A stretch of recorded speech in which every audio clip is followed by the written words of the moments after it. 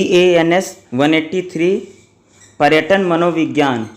ठीक है, ये क्या रहेगी आज की हमारी बुक रहेगी। और इसी क्लास में आज हम इसके जितने भी चैप्टर हैं, लगभग इस बुक में अगर आप देखेंगे तो 10 चैप्टर हैं। 10 के 10 चैप्टर को मैं इसी बुक एक ही वीडियो में मैं आपको या एक ही क्लास में पढ़ाने जा रहा हूँ।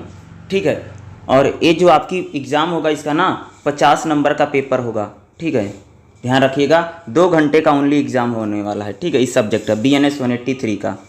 ठीक है, तो देखिएगा, सबसे पहले इसमें हम एक एक चैप्टर को देखेंगे और कौन कौन से जो क्वेश्चन है जो इंपॉर्टेंट है एग्जाम में आ सकते हैं उनको भी मैं बताऊंगा। तो जैसे आप देखेंगे ये आपकी जो बुक है टोटल 2 ब्लॉक में है।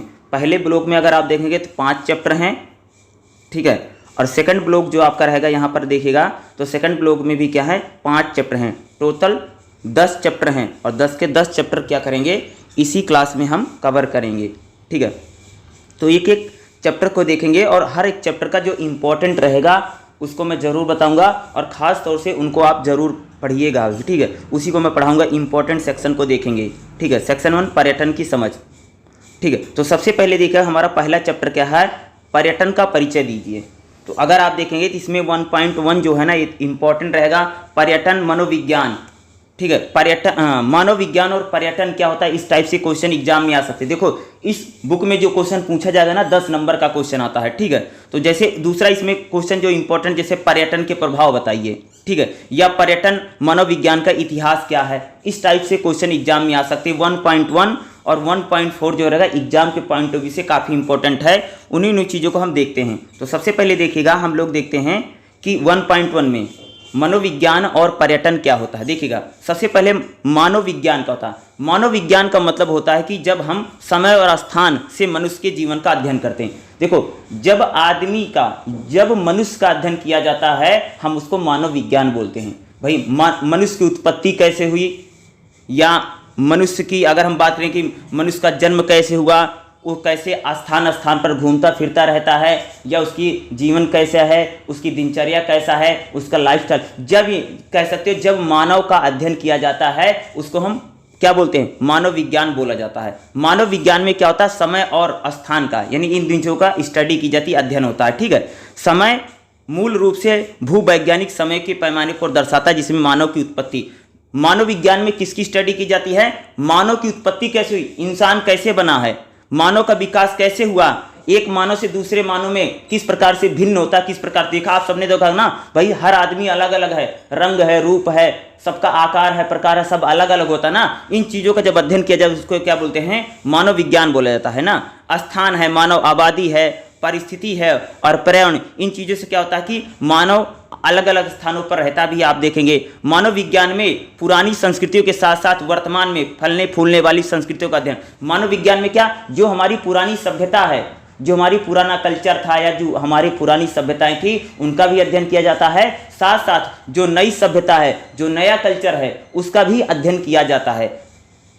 ओवरऑल आप लोग कह सकते हैं मानव विज्ञान में मानव की उत्पत्ति कैसे हुई है, मानव का विकास कैसे होता है, साथ में एक मानव दूसरे मानव में किस प्रकार से भिन्न होता है, उसमें अलग हमें दिखाई देता, रंग है, रूप है, सारी चीजें एक मानव से दूसरे मानव में अलग होता है। मानव विज्ञान में क्या होता है, जो हमारी पुरानी संस्कृति है, जो हमारा पुराना कल्चर है उनका अध्ययन किया जाता है। उसके साथ साथ जो हमारी वर्तमान समय में यानी प्रेजेंट टाइम में जो हमारी सभ्यता संस्कृति है, कल्चर है, मानव कैसे डेवलप करा के विकास करा है, इन भी चीजों का क्या होता है, अध्ययन किया जाता है। यानी कह सकते हैं जब मनुष्य के समग्र विकास का, मनुष्य की उत्पत्ति का, एक मनुष्य दूसरे मनुष्य में किस प्रकार से भिन्नता है, मनुष्य सोचता कैसे, समझता कैसे है, उसको हम क्या बोलते हैं, मानव विज्ञान बोला जाता है या मानव विज्ञान कहा जाता है। ठीक है, मानव विज्ञान में किस चीज का अध्ययन किया जाता है, मानव विज्ञान में अगर आप देखेंगे जो मानव है उसका अतीत कैसा था या उसका वर्तमान कैसा है, इसका अध्ययन किया जाता है। किन किन चीजों की स्टडी होती है, मानव की उत्पत्ति कैसे हुई, मानव का जन्म कैसे हुआ, मानव का विकास कैसे हुआ, इन भी चीजों का अध्ययन किया जाता है। मानव में क्यों विविधता होती है, भाई हर आदमी का रंग है, रूप है, आकार है, प्रकार है, बिल्कुल अलग अलग होता है ना। सब एक जैसे थोड़ी हैं, कोई भाई छोटा है, कोई बड़ा है, कोई काला है, कोई गोरा है, कोई किसी की आंख दूसरे प्रकार की है, किसी की आंख नाक दूसरे प्रकार की है। तो ये मानव में किस प्रकार से जो विविधता आती है, हम बोलते नहीं कि आनुवांशिक जो विविधता होती है, जो जीन होते हैं, इन सब चीज़ों का जब अध्ययन किया जाता है उसको क्या बोलते हैं, मानव विज्ञान कहा जाता है। ठीक है, खास तौर से इन चीज़ों की क्या की जाती है, स्टडी की जाती है मानव विज्ञान में। ठीक है। उसी प्रकार से मानव विज्ञान के बाद अगला जो हमारा रहेगा, हम मानव विज्ञान का अध्ययन क्यों करते हैं। भाई मानव विज्ञान का अध्ययन इसलिए किया जाता है ताकि मानव की उत्पत्ति कैसे हुई, मानव का विकास कैसे हुआ, या मानव का और विकास कैसे हो सकता है, इन चीज़ों को हम बेहतर सकें। यानी मानव जो लाइफ जीवन जी रहा उसको बेहतर बनाने के लिए क्या होता है, मनोविज्ञान का अध्ययन भी किया जाता है। जैसे भाई पुराने समय में लोग पुराने रीति रिवाज अपनाते थे, लेकिन आज के प्रेजेंट टाइम में देखा होगा कितना परिवर्तन आ गया है, कितना चेंज आ गया है। तो भाई जब ज़्यादा से ज़्यादा अध्ययन किया जाएगा तो तभी तो क्या होगा, विकास होगा, डेवलपमेंट होगा। आप सबने देखा कि पहले के लोग, पुराने ज़माने के लोग कैसे खाना बनाते थे, कैसे रहते थे, कैसा उनका जीवन यापन था। आज पूरी तरीके से जो जीवन यापन है बदल चुका ना। अरे भाई मानव विज्ञान में कई सारे अध्ययन हुए, स्टडी हुई, तभी तो आज जो मानव बिल्कुल बदल गया ना। तो इस प्रकार से कह सकते हैं मानव विज्ञान का अध्ययन है मानव के विकास के लिए या उसके परिवर्तन के लिए, उसका समाज या उसकी संस्कृति, कल्चर, सभ्यता, इन चीज़ों के बदलाव के लिए कह सकते हैं मानव विज्ञान का अध्ययन होना बहुत जरूरी है। ठीक है।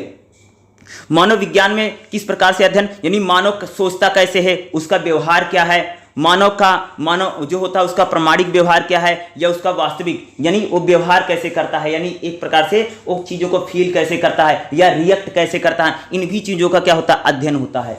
मानव का आदर्श क्या है या प्रामाणिक व्यवहार क्या है, ठीक है, या उसका वास्तविक व्यवहार क्या होता है, इन भी चीज़ों की क्या होती है मनोविज्ञान में स्टडी की जाती है। ठीक है।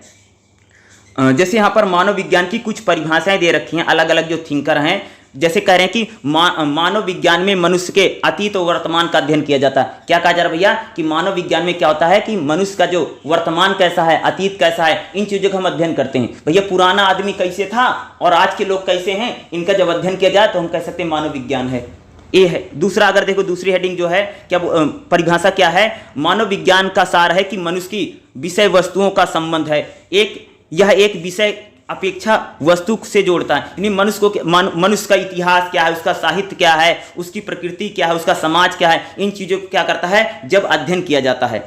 ठीक है, उसको क्या कहते हैं, मानव विज्ञान कहा जाता है। यानी जब मनुष्य के वर्तमान और अतीत का, मनुष्य का जन्म कैसे हुआ है, उसकी उत्पत्ति कैसे हुई, उसका विकास कैसे हुआ है, या वो सोचता कैसे है, वो व्यवहार कैसे करता है, ठीक है, इन चीज़ों की जब अध्ययन किया जाता है उसको क्या बोलेंगे, मानव विज्ञान कहा जाता है। ये थोड़ा इंपॉर्टेंट होगा, ठीक है, याद रखना। और मानव विज्ञान के साथ अगला है पर्यटन। ठीक है, जैसे बोल रहे हैं कि पर्यटन क्या होता है भाई, मानव विज्ञान तो मैंने आपको, अब पर्यटन का बेसिक सा सिंपल सा रीजन होता है। पर्यटन का मतलब होता है कि जब हम कहीं पर घूमने फिरने जाते हैं उसी को हम आम भाषा में क्या बोलते हैं, पर्यटन बोलते हैं। जैसे मान लीजिए कि मैं भाई अपना घर छोड़ करके कहीं पर, जैसे मान लो कि मैं ताजमहल देखने को आगरा गया हूँ, मैं दिल्ली लाल किला देखने गया हूँ, ठीक है, या मैं गोवा घूमने गया हूँ, तो ये क्या है, एक प्रकार का पर्यटन है। पर्यटन में भी क्या, पर्यटन की भी स्टडी हो रही है। ये भी भाई आज प्रेजेंट टाइम में एक पढ़ाई हो गई है। ठीक है, टूरिज्म क्या है, एक स्टडी का टॉपिक बन गया है। ठीक है, पर्यटन का लंबा इतिहास है, मानव जाति की संस्कृति में व्याप्त है, या समकालीन लोगों के जीवन के लिए महत्वपूर्ण सामाजिक। देखो भाई, अगर हम बात करें जो पर्यटन है, आज के समय से पर्यटन नहीं बल्कि पर्यटन बहुत लंबे समय से हो रहा। पहले लोग ना जैसे खाना बदोश थे, जो जानवर को पालते थे, पता क्या, वो लोग एक स्थान से दूसरे स्थान तक घूमते रहते थे। तुम सब लोगों ने कि सुना होगा ना, खाना बदोश जो रहते थे, जो पशु को पालते थे और पशु को चराने के लिए एक स्थान से दूसरे स्थान से तीसरे स्थान जाते रहते थे, वो भी तो एक प्रकार का पर्यटन ही है।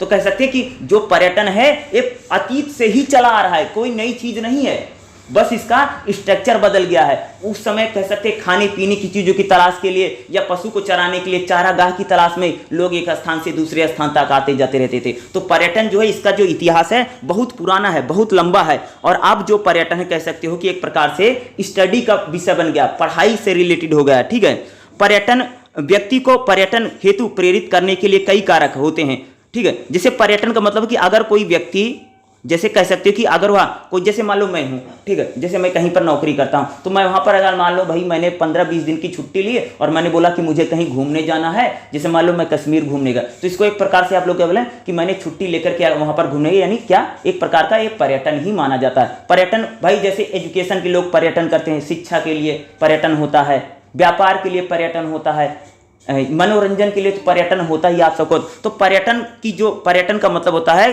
कि जब हम एक स्थान से दूसरे स्थान पर जाते हैं, लेकिन उसका जो पर्पज होता है, उसका कोई उद्देश्य होता है। पर्यटन का कोई न कोई उद्देश्य होता है, ऐसे मुंह उठा करके नहीं चले जाते बिना काम के, बिना मतलब के जा रहे हैं ऐसे। यानी पर्यटन का कोई न कोई उद्देश्य होता है। जैसे भाई दवाई के लिए जा रहे हैं, किसी काम के लिए जा रहे हैं, इसको क्या बोलते हैं? पर्यटन। ठीक है, पर्यटन क्या, जैसे यहां पर बोला पर्यटन में क्या था? अवकाश का समय, विवेकाधीन आय और सकारात्मक स्थानीय स्वीकृति होती है। यानी स्मिथ के अनुसार बोला है, किसी व्यक्ति के पास समय और विवेकाधीन आय, भोजन, कपड़े, आवास, स्वास्थ्य देखभाल, परिवहन आदि जैसे व्यक्तिगत आवश्यकताओं के लिए आवश्यक आय नहीं है। पर्यटन के पक्ष में सकारात्मक संस्कृति में एक व्यक्ति उसके नियमित निरस्त को विराम देती है। देखो कह रहे हैं कि पर्यटन में बताया जा रहा है कि पर्यटन में हम मूलतः क्या करते हैं कि जैसे भोजन के लिए, कपड़े के लिए, आवास के लिए, देखभाल के लिए, परिवहन जो होती है पर्यटन में काफ़ी बड़ी भूमिका निभाते हैं। पर्यटन में आप लोग कह सकते हैं कि जब कोई व्यक्ति अपना स्थान छोड़ करके दूसरे स्थान पर जाता है और उसका कोई न कोई उद्देश्य होता है। और पर्यटन बहुत लंबे पुरानी प्रक्रिया है, यानी प्राचीन इतिहास से ही पर्यटन होता था। पुराने समय भाई पर्यटन क्यों होता था? पुराने समय लोग खाने की तलाश में, रोटी की तलाश में, या पशुओं को चराने चारागाह की तलाश में एक स्थान से दूसरे स्थान तक जाते थे। लेकिन आज जो पर्यटन है उसका पूरा उद्देश्य, आज तो भैया पढ़ाई लिखाई के लिए, चिकित्सा के लिए, व्यापार के लिए, इन चीजों के लिए क्या देखते हैं? हमें पर्यटन देखने को मिलता है। ठीक है, यही सारा। जिसको पर्यटन के 4 तत्व होते हैं। पर्यटन में कितने तत्व हैं? तत्व याद रखना, ये थोड़ा इंपॉर्टेंट हो सकता है। पर्यटन में 4, जैसे यात्रा की मांग। भाई पर्यटन में इंपॉर्टेंट क्या है कि जैसे मांग क्या है, जैसे मान लो कि भाई किसी को ये जरूरत है कि भैया खाने की जरूरत है, घूमना भी एक मांग हो सकती है, या स्टडी हो सकती है, या व्यापार हो सकता है। किस लिए पर्यटन? यानी सबसे पहले उसकी जरूरत क्या, मांग। दूसरा, पर्यटन में मध्यस्थता, यानी पर्यटन में क्या होता है? मध्यस्थता जो होती है, जैसे आने जाने के लिए उसमें मीडिएटर कौन सी भूमिका निभाते हैं। फिर गंतव्य का प्रभाव, यानी आप किस चीज से आ रहे हैं, किस चीज से जा रहे हैं, होटल है, बस है, ट्रेन है, इसको बोलते हैं मध्यस्थता। गंतव्य का प्रभाव जो होता है, साथ में प्रभाव की सीमा किस प्रकार से होती है। यानी ये चार क्या हैं? पर्यटन के तत्व हैं। ठीक है, पर्यटन के अगर तत्वों में देखोगे, यात्रा की मांग का मतलब होता है कि अधिक यात्रा को सक्षम करने वाले आर्थिक, राजनीतिक और सामाजिक कारक होते हैं। देखो, या तो आप आर्थिक कारण से, या तो सामाजिक कारण से, या राजनीतिक कारण से, यही 3 बड़े कारण जिससे आदमी कोई न कोई क्या करता है? यात्रा करता है। यात्रा भी एक प्रकार का पर्यटन है। दूसरा, गंतव्य प्रभाव। गंतव्य प्रभाव का मतलब कि आप किसी न किसी ऐतिहासिक संबंध के लिए, राजनीतिक संबंध के लिए, या आर्थिक स्थिरता के लिए क्या करते हैं? पर्यटन करते हैं।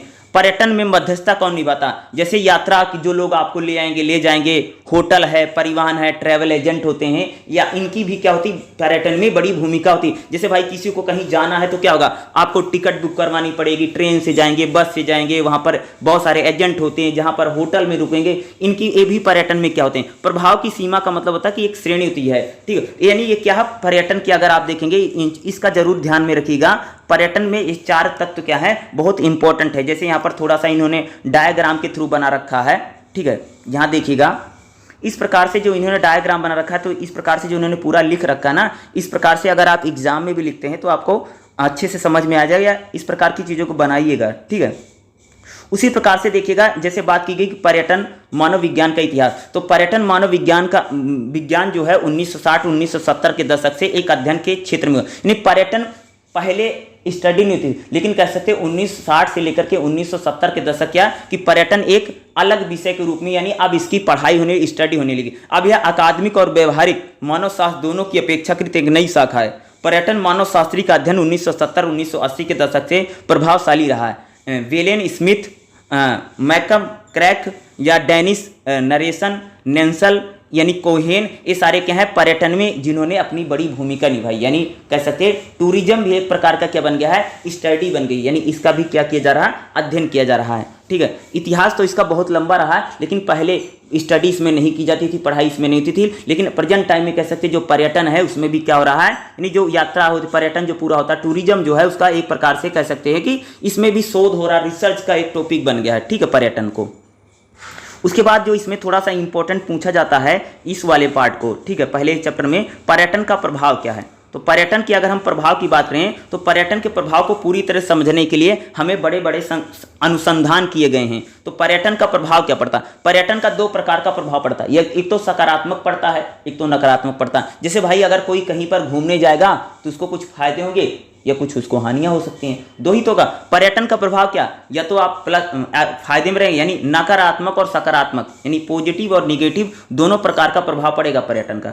तो सबसे पहले पर्यटन का जो प्रभाव पड़ता है वो आर्थिक प्रभाव पड़ता है। पर्यटन के विकास के लिए प्रमुख प्रोत्साहन आर्थिक हैं। यह समझा गया कि पर्यटन आर्थिक और सामाजिक परिवर्तन के लिए शक्तिशाली लाभकारी कारक है। पर्यटन ने रोजगार, उद्यमिता या संशोधित भूमि का उपयोग आर्थिक, यानी जो पर्यटन के जरिए क्या होता है, जैसे भाई अगर कहीं टूरिस्ट प्लेस बन जाता है तो वहाँ पर लोगों को रोजगार मिलता है, ठीक है, वहाँ की जो गतिशीलता होती है, यानी वहाँ की पूरी अर्थव्यवस्था चलने लग जाती है। वहाँ की जो भूमि खाली जमीन पड़ी होती है वहाँ पर होटल बन जाएगा या कोई रूम बन जाएगा या अलग अलग दुकानें खुल जाएंगी, या यही कह सकते हैं जहाँ पर किसी प्रकार का टूरिस्ट प्लेस या पर्यटन स्थल बन जाता है तो उस जगह के जो लोग होते हैं उनको आर्थिक लाभ बहुत ज़्यादा होता है। खास तौर से किसको लाभ होता है, जैसे एग्जाम्पल बताऊं, जैसे गोवा है, अगर गोवा के जो बीच हैं, अगर गोवा पूरी तरीके से अगर टूरिस्ट प्लेस बन गया है भारत में, अगर आप देखेंगे तो भाई जो गोवा के लोग उनको सबसे ज़्यादा उनको पैसा आर्थिक लाभ उसी से मिल रहा है ना। आप सबको पता होगा कि गोवा सरकार को जो सबसे ज़्यादा आमदनी हो रही है उसी से हो रही। उसी प्रकार से आप लोग कह सकते हैं जो ताजमहल है, तो भाई ताजमहल को देखने के लिए बहुत सारे लोग जाते हैं, तो ताजमहल को कह सकते हैं यूपी जो सरकार है, ठीक है, उत्तर प्रदेश सरकार जो है उसको भाई ताजमहल जो देखने आ रहे हैं उससे बहुत ज़्यादा आर्थिक लाभ हो रहा ना। या सिर्फ सरकार को नहीं बल्कि आगरे के आसपास जो लोग रहते हैं, जो यहाँ पर अन्य लोग हैं, उनको भी तो फायदा हो रहा है।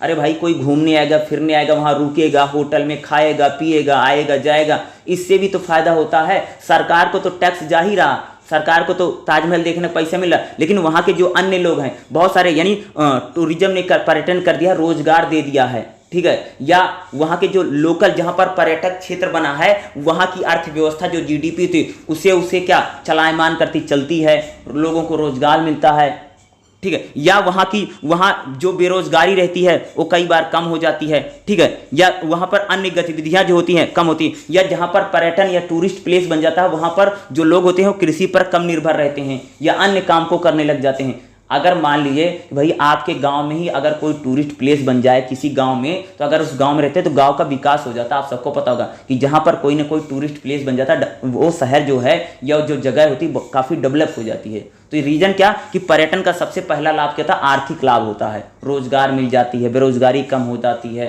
ठीक है, लोग जो होते हैं एक प्रकार से पर्यटन पर, कृषि पर कम निर्भर रहते हैं, लोगों की आय बढ़ जाती है, वहाँ की जो अर्थव्यवस्था है उसमें हमें गतिशीलता देखने मिलती है। तो पर्यटन का पहला क्या है भाई, आर्थिक लाभ परिणाम निकलता है, ठीक है।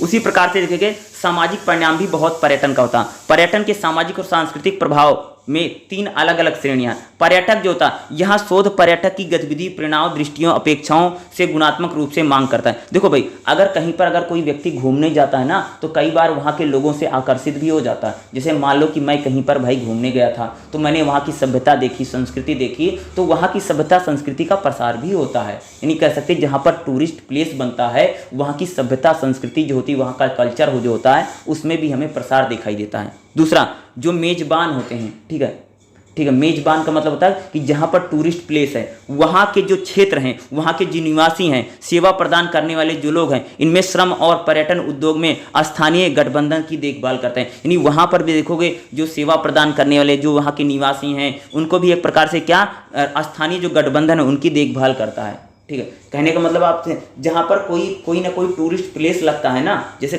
कहीं पर टूरिज्म कोई टूरिस्ट प्लेस बन गया है तो वहाँ के आसपास के जो लोग हैं उनको देखोगे उन पर भी कह सकते जो बाहर के लोग हैं उन पर प्रभाव पड़ता है। जैसे एक बात बताऊं, जैसे मान लीजिए कहीं पर अगर कोई टूरिस्ट प्लेस बन जाता है तो वहाँ के आसपास के जो लोग होते हैं उन पर उसका काफ़ी प्रभाव पड़ता है।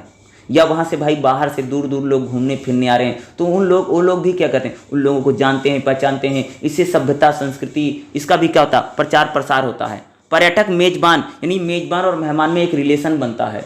जैसे मान लो कि भाई अगर एग्जाम्पल जैसे आगरा टूरिस्ट प्लेस बना तो भाई आगरा में ये आगरा के लोग हैं तो आगरा में मान लीजिए भाई वहाँ पर चीन से कोई आ रहा, जापान से कोई आ रहा, तो एक प्रकार से क्या जो संस्कृति का क्या होता, एक प्रकार से आदान प्रदान होता ना। जैसे मान लीजिए कि मैं अल्लाह भी, जैसे मैंने बोला कि आगरा एक टूरिस्ट प्लेस है, तो आगरा में जो आदमी घूमने आ रहा तो आगरा का जो कल्चर है, जो खान पान है, जो पहनावा है, उससे भी तो आदमी क्या आकर्षित हो सकता है ना। तुम सबने देखा होगा ना, कई बार विदेश के लोग भारत घूमने आते हैं और कई बार वो भारतीय सभ्यता संस्कृति से बहुत आकर्षित हो जाते हैं। तो पर्यटन का क्या होता है कि पर्यटन से समाज संस्कृति को जो कल्चर होता है इसका भी हमें प्रचार प्रसार देखने में कई बार मिलता है, यानी सांस्कृतिक प्रभाव भी इसका बहुत ज़्यादा पड़ता है।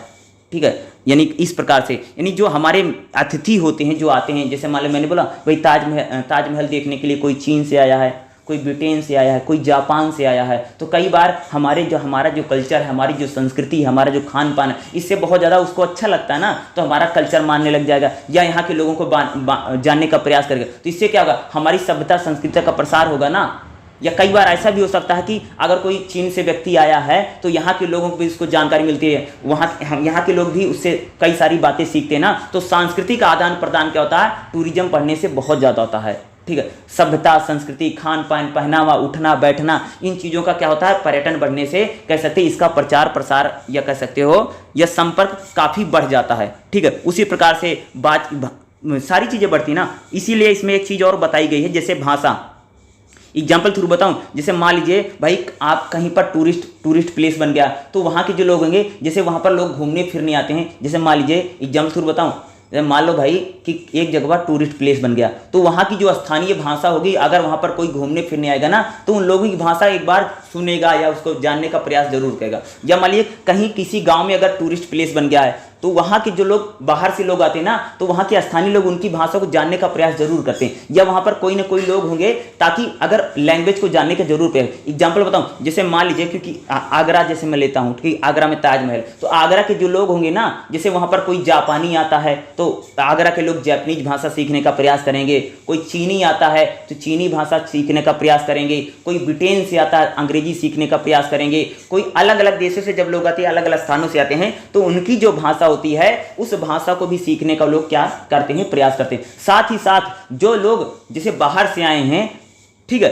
वो लोग भी वहाँ की जो लोकल लैंग्वेज होती है, लोकल भाषा, उसको भी सीखने का प्रयास करते हैं। तो इस प्रकार से भाषा का भी यानी लैंग्वेज का भी क्या होता है, प्रचार प्रसार होता है, यानी भाषा का भी क्या होता है, आदान प्रदान होता है। तुम सबने देखा होगा ना, जहाँ पर टूरिस्ट प्लेस होता है वहाँ पर बहुत सारे गाइड होते हैं, टूरिस्ट गाइड देखा होगा ना, टूरिस्ट गाइड। भाई टूरिस्ट गाइड क्या करता है, जैसे मान लो एग्जाम्पल है, कोई दिल्ली घूमने आया है, और दिल्ली घूमने आया है तो कहाँ से आया, मान लीजिए वो चीन से आया, उसको चीनी भाषा थी, तो यहाँ पर जो किसी ने अगर चाइनीज सीख रखी है तो क्या वो गाइड बन जाएगा। इस प्रकार से क्या भाषा का प्रचार प्रसार। उसी प्रकार से कह सकते हो कि जो लोग घूमने फिरने आते हैं वहाँ की जो लोकल लैंग्वेज है उसका प्रभाव पड़ता है। लेकिन कह सकते हैं जो लोग बाहर से घूमने फिरने आते हैं, लोकल लोगों पर भी बाहरी लोगों की भाषा पर कई बार प्रभाव पड़ जाता है। जैसे मान लीजिए भाई कहीं पर टूरिस्ट प्लेस है, वहाँ पर एक ही देश के लोग बहुत ज़्यादा आते हैं, तो वो बाहर के लोग जो आएंगे अगर वो भाषा बोलेंगे तो वहाँ के लोकल लोग ना उसको सीखने का जरूर प्रयास करेंगे। तो इस प्रकार से कह सकते हो कि टूरिज्म बढ़ने से क्या होता है, भाषा का आदान प्रदान भी बहुत ज़्यादा बढ़ जाता है, लैंग्वेज का आदान प्रदान हो जाता है, एक दूसरे की भाषा को लोग सीखने का प्रयास करते हैं। वहाँ के स्थानीय लोग भी जो बाहर के लोग आएंगे उनकी भाषा सीखने का प्रयास करेंगे टूरिज्म बढ़ने से। ठीक है, या कह सकते हैं कि जो लोकल लैंग्वेज होगी, वहाँ की स्थानीय भाषा होगी, उस स्थानीय भाषा को बाहर के लोग जो घूमने फिरने आते हैं वो उनकी भाषा को सीखने का कई बार प्रयास करते हैं। इसलिए क्या होता है कि टूरिज्म बढ़ने से क्या होता है कि भाषा का भी आदान प्रदान होता हुए हमें दिखाई देता है। ठीक है, हेलो, चैप्टर है chapter number second. Chapter number second क्या है, पर्यटक और पर्यटन। ठीक है भाई, पर्यटक और पर्यटन क्या होता है, ठीक है, इसकी हम बात करेंगे। पर्यटक और पर्यटन, देखो पर्यटक हम किसको बोलते हैं, पहले लिखो पर्यटक, ठीक है, और पर्यटन, ये दोनों चीज़ें क्या होती है पहले इसको हम जानने के, क्योंकि ये थोड़ा इंपॉर्टेंट हो सकता है, ये पूछा जा सकता है। ठीक है, इसलिए पर्यटक और पर्यटन जो दूसरा है उसको भी देखने का प्रयास करेंगे। तो ध्यान से देखिएगा, पर्यटक क्या बता रहे हैं। पर्यटक एक ऐसी संयोजित पद्धति जिसमें आबादी सबसे दूर हो जाती है, यहाँ सभी रोज़मर्रा के जीवन को प्रभावित करती है, जिसे हम सामान्य जीवन को दिन कहते हैं, जहाँ हमारी सारी भूमिकाएं के अनुसार कुछ निर्दिष्ट गतिविधियाँ करते हैं, चाहे हम घर में हो कार्यालय में। तो पर्यटन का मतलब होता कि जब हम अपना घर छोड़ करके, ठीक है, किसी दूसरे स्थान पर चले जाते हैं तो क्या, पर्यटन उसको बोलते हैं। ठीक है, क्या होता है पर्यटन, क्या होता है एक प्रकार से, अगर मान लीजिए कि जैसे मैं हूँ, ठीक है, मान लीजिए मैं हूँ, मैं कहाँ रहता हूँ, हरियाणा में हूँ, ठीक है, मैं हरियाणा में हूँ, ठीक है भाई, मैं हरियाणा से निकल करके कहाँ जा रहा हूँ, कश्मीर। कहाँ चले गए, कश्मीर घूमने के लिए। तो मैं हरियाणा से निकल के कहाँ गया, कश्मीर में। तो कश्मीर क्या है, एक प्रकार का क्या पर्यटन है, क्या है, पर्यटन स्थल इसको बोलते हैं, ठीक है, क्या पर्यटन स्थल है।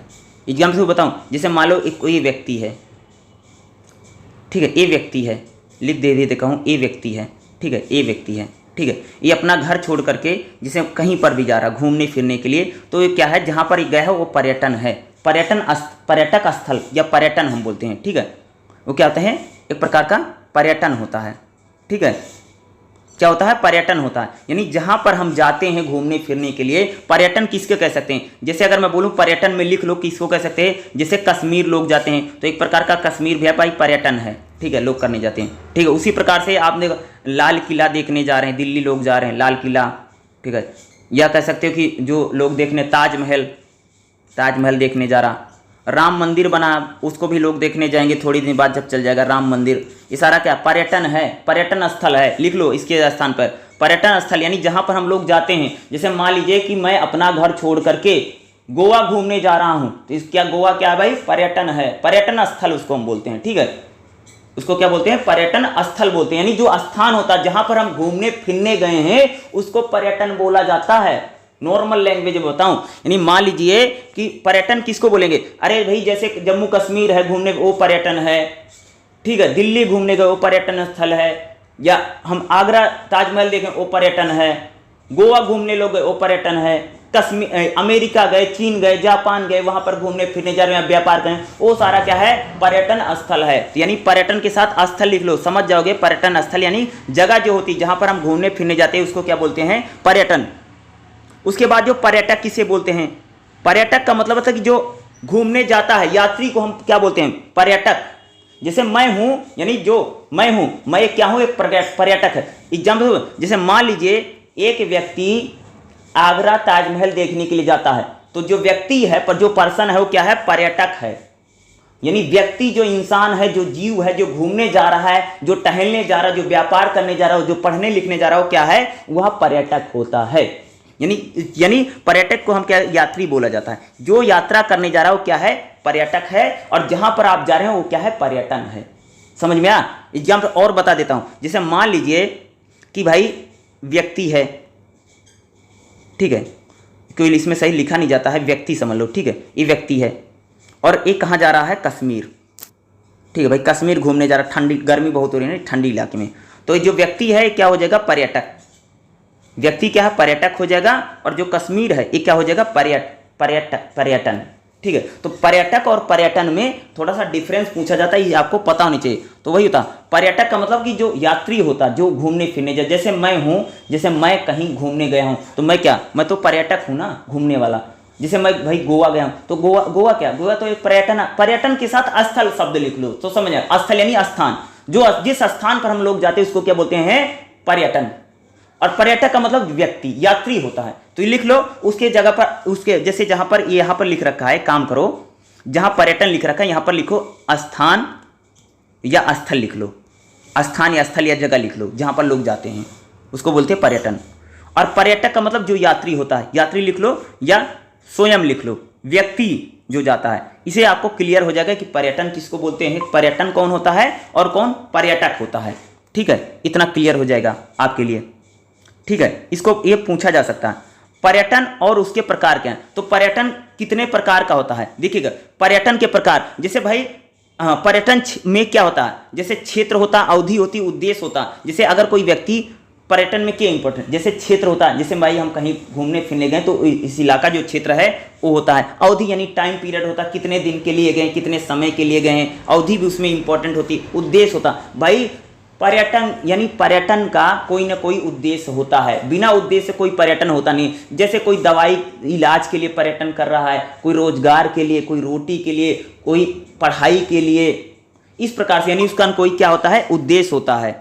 ठीक है, मौसम भी निर्धारित करता है पर्यटन पर, पर्यटकों की संख्या भी, ये सारी चीजें क्या हैं, पर्यटन पर एक प्रकार से क्या करती हैं, डिसाइड करती हैं। यानी पर्यटन में क्षेत्र, अवधि, उद्देश्य मौसम, पर्यटकों की संख्या, ये सारी चीज़ों हम क्या कर सकते हैं, विभाजित कर सकते हैं। मोटे तौर पर एक व्यक्ति पर्यटन को दो रूपों में कर सकता है, एक तो घरेलू पर्यटन है और एक अंतर्राष्ट्रीय पर्यटन। ये पर्यटन दो प्रकार का होता है। एक तो क्या था भैया, घरेलू। घरेलू का मतलब होता कि जब हम अपने देश में ही पर्यटन कर लें। घरेलू का मतलब यानी कोई कश्मीर जा रहा है, कन्याकुमारी जा रहा है, या गोवा घूमने जा रहा है, या कह लीजिए दार्जिलिंग जा रहा है। ठीक है, ये क्या है, घरेलू पर्यटन। पर्यटन मूलतः दो प्रकार का, एक तो घरेलू होता है यानी जब हम देश के अंदर में ही पर्यटन कर लें, घरेलू पर्यटन हो रहा है। दूसरा होता है अंतर्राष्ट्रीय पर्यटन। अंतर्राष्ट्रीय पर्यटन का मतलब जब हम दूसरे देशों में जाते हैं, जैसे कोई चीन घूमने जा रहा है, कोई जापान जा रहा है, कोई अमेरिका पढ़ने जा रहा है। ठीक है, या बहुत लोगों की किसी की नौकरी लग जाती है तो वहां नौकरी के लिए जा रहा है, लेकिन नौकरी को पर्यटन नहीं कह सकते, लेकिन कम समय के लिए नौकरी करा तो पर्यटन होता है। पर्यटन का कोई ना कोई उद्देश्य होता है। दो प्रकार का पर्यटन, एक तो घरेलू है। घरेलू में कह सकते हैं कि कोई व्यक्ति अगर दिल्ली जा रहा है, गोवा जा रहा है, कश्मीर जा रहा है, लाल किला देखने जा रहा है, कुतुब मीनार देखने जा रहा है, इस प्रकार से जितना पर्यटन या देश के अंदर में जो पर्यटन होते हैं इसको हम क्या बोलते हैं, घरेलू।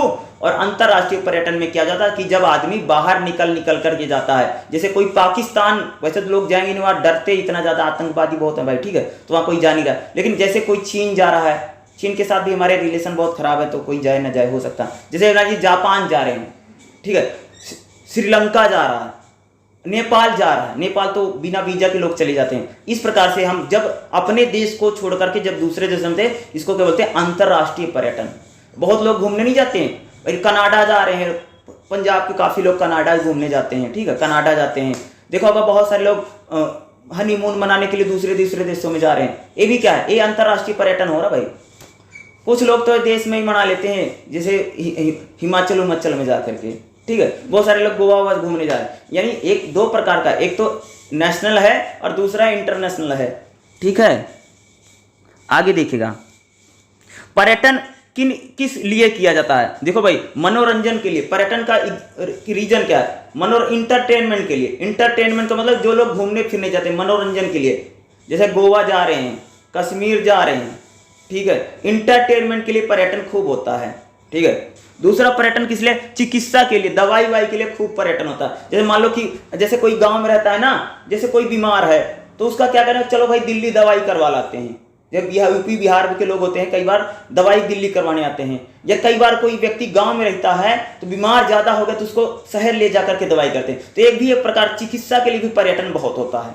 ठीक है, दवाई के लिए, इलाज के लिए भी पर्यटन बहुत ज्यादा होता है। तुम समझ रहे कि अलग अलग राज्यों के लोग दिल्ली आते हैं इलाज करवाने के लिए, देखा होगा ना, एम्स में आते हैं ना, उसी प्रकार से आप कह सकते हैं। रिश्तेदारों की भेंट करने के पर्यटन, जैसे कुछ लोगों की जैसे मौसी है, फुप्पा है, बुआ है, दूर दूर बसे हुए हैं, तो भाई रिश्तेदारों के लिए, जैसे किसी हम शादी वादी ब्याह में जाते हैं, वो भी एक प्रकार का पर्यटन ही होता है। अब जान ले, जैसे आप लोग गांव में रहते हैं, किसी ने भाई अपनी लड़की की शादी जो कर रहा है वो कहीं और कर रहा है। ठीक है, या जो दूर जो हमारे रिश्तेदार होते उनके जैसे शादी पड़ गई या उसमें कोई बर्थडे पार्टी हो गई, दूर आदमी रहता तो होगा भाई। ठीक है, बगल पड़ोसी तो नहीं माना जाएगा। ठीक है, तो यानी कह सकते हैं रिश्तेदारों की भेंट के लिए भी पर्यटन होता है। जैसे शादी वादी में लोग जाते हैं, भी एक प्रकार का पर्यटन है। कम दूरी पर विश्राम के लिए पर्यटन किया जाता है, जैसे हमें थोड़ी दूरी पर चल करके आराम के लिए भी एक प्रकार का पर्यटन है। परागमन द्वारा पर्यटन, यानी हम दूसरे स्थान पर जाने के लिए भी क्या करते हैं, पर्यटन करते हैं, या चीजों को लाने ले जाने के। पेशेवर पर्यटन खूब होता है। पेशेवर मतलब नौकरी के लिए, काम के लिए, रोजगार के लिए भी पर्यटन खूब होता है भाई। आज तुम सबने देखा होगा ना कि भाई बहुत सारे लोग जाकर के नौकरी कहीं और कर रहे हैं, सिर्फ रोजगार करते हैं। अरे बहुत सारे लोग सऊदी अरब जा रहे हैं ना, वहां पर जाकर के काम करते हैं, अच्छा खाला पैसा मिलता है, वहां पर दिनार या डॉलर कमा रहे हैं भाई, पैसा बहुत कमा रहे हैं। ठीक है, तो वहां पर भी पेशेवर पर्यटन होता है। तुम सबने सुना होगा ना, भारत में जो आदमी बहुत सारा पढ़ लेता है, जैसे अच्छी खासी डॉक्टरी की पढ़ाई कर लेता है, या अच्छा देखोगे ना हमारे जितने IITian हैं, ठीक है, दूसरे देशों में जाकर के नौकरी कर, भारत में कोई, ये भी एक प्रकार का पर्यटन है। तो पर्यटन क्यों हो रहा भैया, मनोरंजन के लिए हो रहा है, चिकित्सा के लिए हो रहा, रिश्तेदारों से मिलने उलने के लिए पर्यटन होता है, कम दूरी पर विश्राम के लिए पर्यटन होता है, शिक्षा के लिए भी पर्यटन बहुत है। तुम सबने देखा ना कि हमारा देश का जो लड़का लोग है कई बार जाकर के कहाँ पढ़ रहा है भाई, कोई अमेरिका में जाकर के पढ़ रहा है, कोई ऑस्ट्रेलिया में, MBA करने के लोग दूसरे देशों में जा रहे हैं।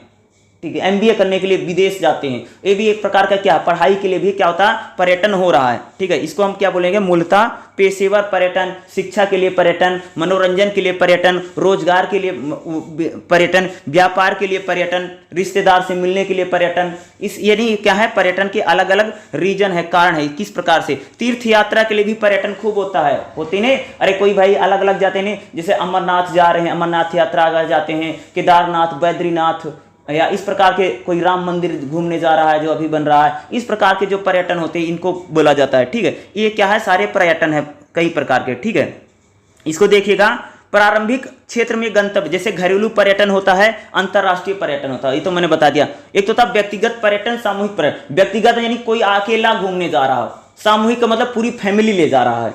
ठीक है, दूसरा क्या था, संगठित पर्यटन। संगठित पर्यटन का मतलब समझते, कोई कहीं कहीं पर जो कंपनी होती है सबको घुमाने ले जाती है। असंगठित का मतलब कोई असंगठित जो क्षेत्र होता है उसमें जो पर्यटन किया जाता है। ठीक है, उसी प्रकार से मौसम के अनुरूप भी पर्यटन होता। अरे भाई मौसम में क्या होता कि जहां पर मान लो अभी गर्मी हो रही तो हम लोग कहाँ, ठंडी स्थानों पर जाएंगे, फिर जहां पर ठंडी पड़ती वहां पर गर्म स्थानों पर लोग आते हैं, इसके भी होता है। दो पर्यटन, लंबी दूरी का पर्यटन होता है, कम दूरी का पर्यटन होता है। इस प्रकार पर्यटन में क्या चीजें उपलब्ध है, जैसे ट्रेन से पर्यटन होता है। पर्यटन किसके द्वारा का, भैया रेल से हो रहा है, हवाई जहाज से हो रहा है, या साइकिल से, पैदल, इस प्रकार से पर्यटन होता है। तो ये क्या है, निजी पर्यटन, सामाजिक होता है। निजी अपने लिए पर्यटन किया जाए या पूरे समाज के लिए, सोसाइटी के लिए पर्यटन हो रहा। तो इस प्रकार से पर्यटन में कौन कौन से, जैसे युवा पर्यटन, वैक्स पर्यटन, पुरानी पीढ़ी का पर्यटन। युवा किस लिए पर्यटन कर रहे हैं, नौकरी के लिए पर्यटन करते हैं, पढ़ाई लिखाई के लिए पर्यटन करते हैं। जो बड़े लोग हैं ज्यादातर रोजगार के लिए करते हैं। पुरानी पीढ़ी के लोग पर्यटन क्यों करते हैं, खास तौर से लोग रोटी रोजगार के लिए या सभ्यता संस्कृति के लिए। एक खास तौर से लोग जैसे बीमारी का इलाज करने के लिए ज्यादातर ये लोग करते हैं। तो ये चीजें भी आपको पता नहीं चाहिए। ठीक है, जैसे पर्यटन के क्या प्रकार हैं भाई, तीर्थ यात्रा या धार्मिक पर्यटन होता है। जैसे मैंने बताया ना कि लोग अलग अलग जगह पर, जैसे कोई भाई साईं बाबा के मंदिर जा रहा है, या कोई अलग राम मंदिर घूमने जा रहा है, कोई बद्रीनाथ जा रहा है, कोई केदारनाथ जा रहा है। ये सारा पर्यटन क्या है, धार्मिक स्थल का पर्यटन हो रहा है। ठीक है, उसी प्रकार से अन्य पर्यटन में जैसे हम लोग देख रहे हैं इस प्रकार सा पर्यावरणीय पर्यटन में, तो पर्यावरण को भी घूमने फिरने के, जैसे लोग कश्मीर वश्मीर जाते हैं, दार्जिलिंग जाते हैं, जहाँ पर ठंडी जगह है वहाँ पर जाते हैं गर्मियों के मौसम में, ये पर्यावरणीय पर्यटन होता है। प्रकृति का आनंद लेने के भाई पर्यटन। वन्य जीव पर्यटन होता है, जब हम चिड़िया उड़िया घर जाते हैं, वन्य जीव पर्यटन। जब हम कहीं किसी जीव जंतु को देखने जाते हैं, वन्य जीव पर्यटन। अवकाश पर्यटन, जब छुट्टी पड़ जाती है तो घूमने जाते हैं, जैसे बच्चे नानी के यहाँ जाते थे छुट्टियों में, जैसे हम लोग कहीं पर पूरी फैमिली के साथ जाते हैं, इसको बोलते हैं अवकाश पर्यटन। अरे जब समर वैकेशन है, विंटर वेकेशन, सर्दी की छुट्टियां, गर्मी की, ज़्यादातर गर्मी होती है, गर्मी की छुट्टियां जब पड़ती हैं, शायद चल भी रही इस महीने में, जून ही चल रहा महीना, तो इसमें क्या होता है भाई, जब छुट्टी पड़ जाती है लोग घूमने फिरने जाते हैं, इसको भी होता है। अगला देखोगे, चिकित्सा के लिए पर्यटन, स्वास्थ्य के लिए पर्यटन होता है, जैसे मैंने बता ही रखा था, इलाज के लिए लोग पर्यटन करने जाते हैं, या जैसे बीमारी में बहुत ज़्यादा हेल्थ चेकअप के लिए, या जैसे कैंसर वैंसर बहुत लोगों का देखा होगा ना, दूसरे देश में जाकर के दवाई करवाता है।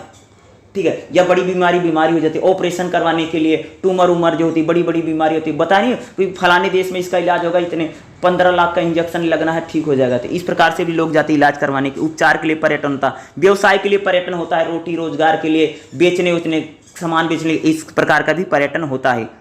ठीक है, ये तो दूसरे चैप्टर में इस सारी चीज़ें जो मैंने बताया है, इसको अच्छे से आपको याद करके जरूर जाना। एग्जाम में आता भी इसी प्रकार से आपको लिख करके भी आना है। ठीक है, पर्यटन और प्रवासन का था। प्रवासन का मतलब कि लोग पर्यटन करने के लिए क्या करते हैं, एक स्थान से दूसरे स्थान तक छोड़ करके जो आ रहे हैं, ये भी इंपॉर्टेंट रहता है, पर्यटन और प्रवासन।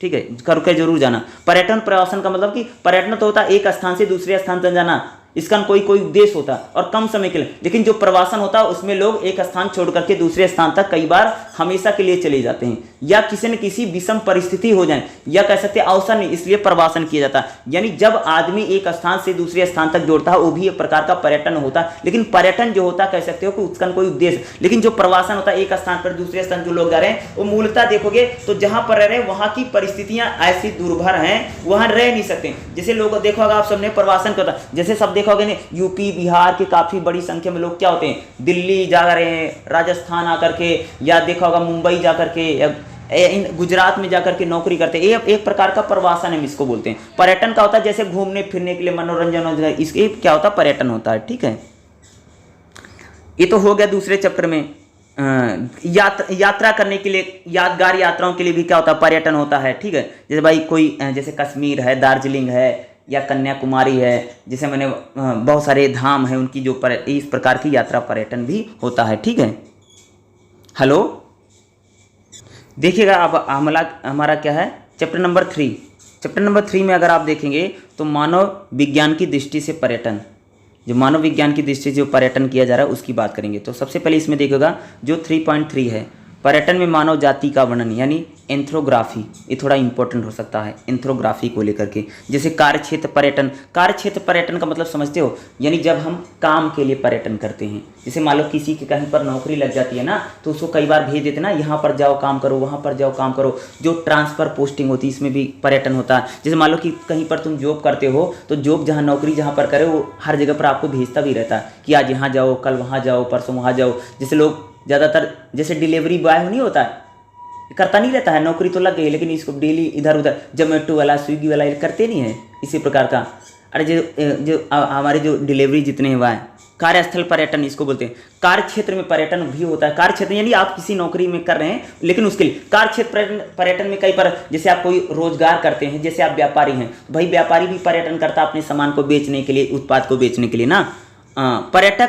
पर्यटक अतिथि, यानी पर्यटक में क्या था, मूलतः जो अतिथि होता है। देखो पर्यटक जो होता है एक प्रकार से, देखो अतिथि का मतलब होता है कि जो मेहमान है। जैसे मान लीजिए कि हमारे राज्य में कोई पर्यटक स्थल है, वहाँ के जो निवासी होंगे क्या होंगे, वो पर्यटक होंगे। और अतिथि क्या होता है, जो आता है घूमने फिरने के लिए, ठीक है, जो मेहमान है उसको हम अतिथि बोल रहे हैं। ठीक है, मूल निवासी को क्या बोला जाता है, मेजबान।